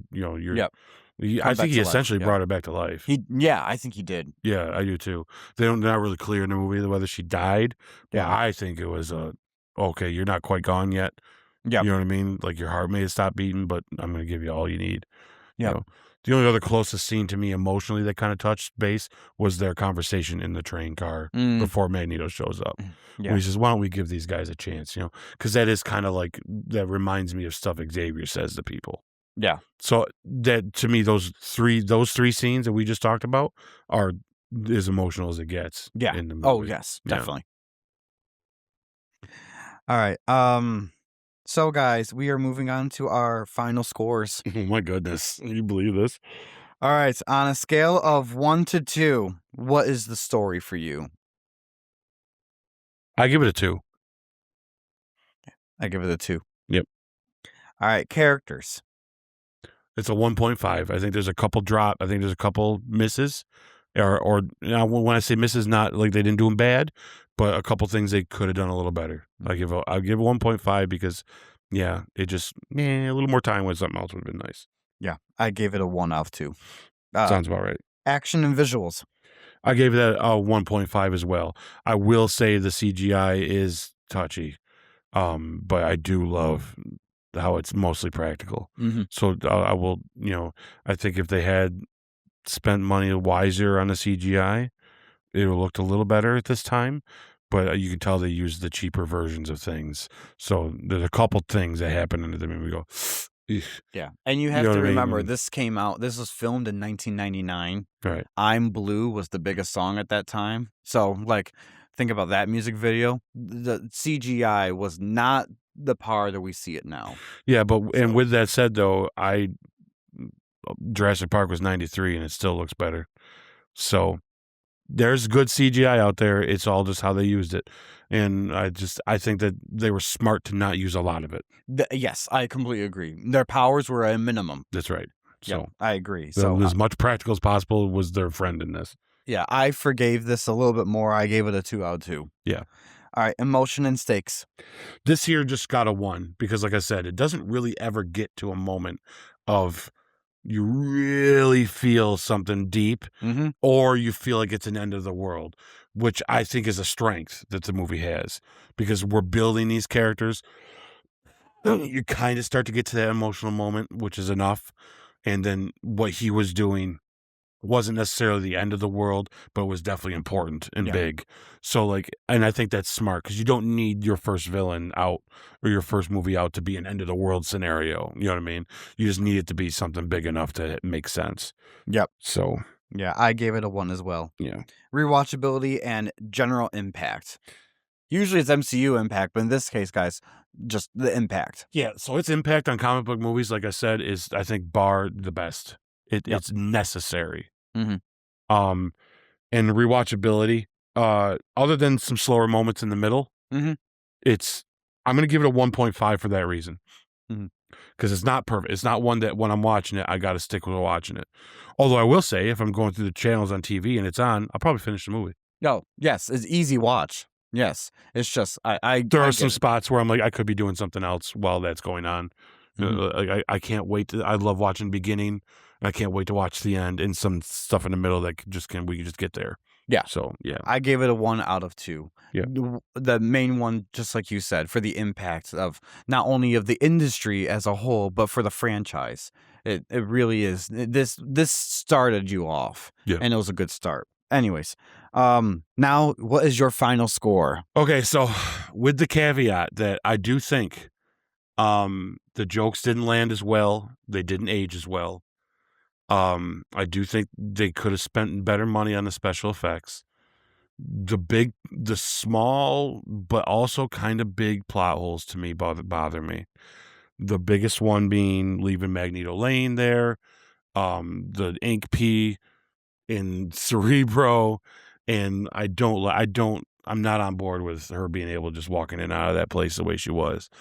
Not when so many other little things of this was thought out perfectly, and those just kind of seem to be little loose ends just for storytelling sake.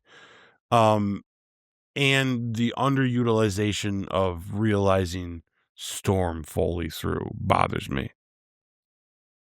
With that said, I think if I had a movie poster and then I also thought about this in a whole when it comes down to um how it fits in all of the X-Men movies that we're going to do. Mhm. So I want to be honest. I don't want to be like this is a 10 out of 10 because it's not. It's not a 5 either, you know. So when I sit back and I look at it, if I had the poster of it and it was a big old stamp and Baktouche, the one that just the number that pops out that fits for me the best, I think this is the most solid 8 out of 10 of the X-Men franchise that I would give it is 8 out of 10. Okay, you surprised me a little bit. Okay. Well, to sum it all up for me, I mainly looked at this. I looked at the parts that I liked, that I didn't like, or the parts I think it could have been improved. And you made a lot of valid points about that for some of the wasted potential of some of these characters and how they could have been utilized better. And also, I looked at the grand scheme of all these X-Men retrospectives we have yet to do. And I definitely wouldn't put this at the bottom, but I also wouldn't put this at the top. So I gave it a solid 7. Wow. You know, it's funny when we're doing these scores, I put my score on there and it was a 7. But whenever we do our retrospectives like this, I always leave room for that change Hmm. because we talk ourselves into things, right? Me too. And I'll be honest with you, when I realized that of course he loves Jean. Look how the connection he has with her. You went on It a gave it an point. 8. It gave it a whole point. because that would have That's been big. one of my bigger problems is that what a forced romance thing that's so unnecessary. But now I'm like, but it is necessary. Like, not only is it necessary, but it actually makes more sense once you see Apocalypse. So it's like I can't ignore that. I Mhm. had to give it that. I had to push it up. Yeah. So we were the same until Mhm. I really fell for the idea that, oh yeah, duh, Yeah. that's why that works. Well, and I like that epiphany, but that wasn't that scene, and I do agree with you that it felt forced and all that stuff, but even after that epiphany made me feel better about it, but I didn't feel that negative way towards it in the beginning Right. anyways. It was just an unnecessary overrated Yeah. or whatever moment we Yeah. gave it. I'm Yeah. surprised the what I described to you about Jean, instead of her being underutilized, it's more her character being scared Yeah. didn't raise you up a little more. But That that raised me up for the characters part, yeah, but the overall I agree with you when it came to Storm. yeah, it bugs And me. yes, and yeah, so I've forgiven a lot of that, and yes, the gene thing, that was a big I'm glad that you said it the way you did because it made me if I had to put, like, the characters and listed them, like, 1 to 10 on the best, Gene went up a couple points, moved a couple slots because of what you said, Yeah, yeah, honestly. So, that's good. but for the overall movie score, I still kept it at 7 Yeah. because I know there are a couple 8s that are coming down the pike, and then there's a couple 10s that are coming up. So Well, that's just it. We're gonna get real close to that 10 number, right? When we get to a couple of these movies, I for mean, sure. 10 has to be superb, 110%. And sometimes it's just your personal taste when it comes to that time. So, Do we have a solid anyways, 10 yet? not in the MCU stuff, no. Yeah, I was gonna say the I mean, closest even a 9.5 was for our Winter closest, Soldier. right? Yeah, But we are going to get to 10 soon. might be sooner than you think. Ooh. Okay. All right, guys. So, with that said, do you have one closing final? Oh, wait a minute. Wait.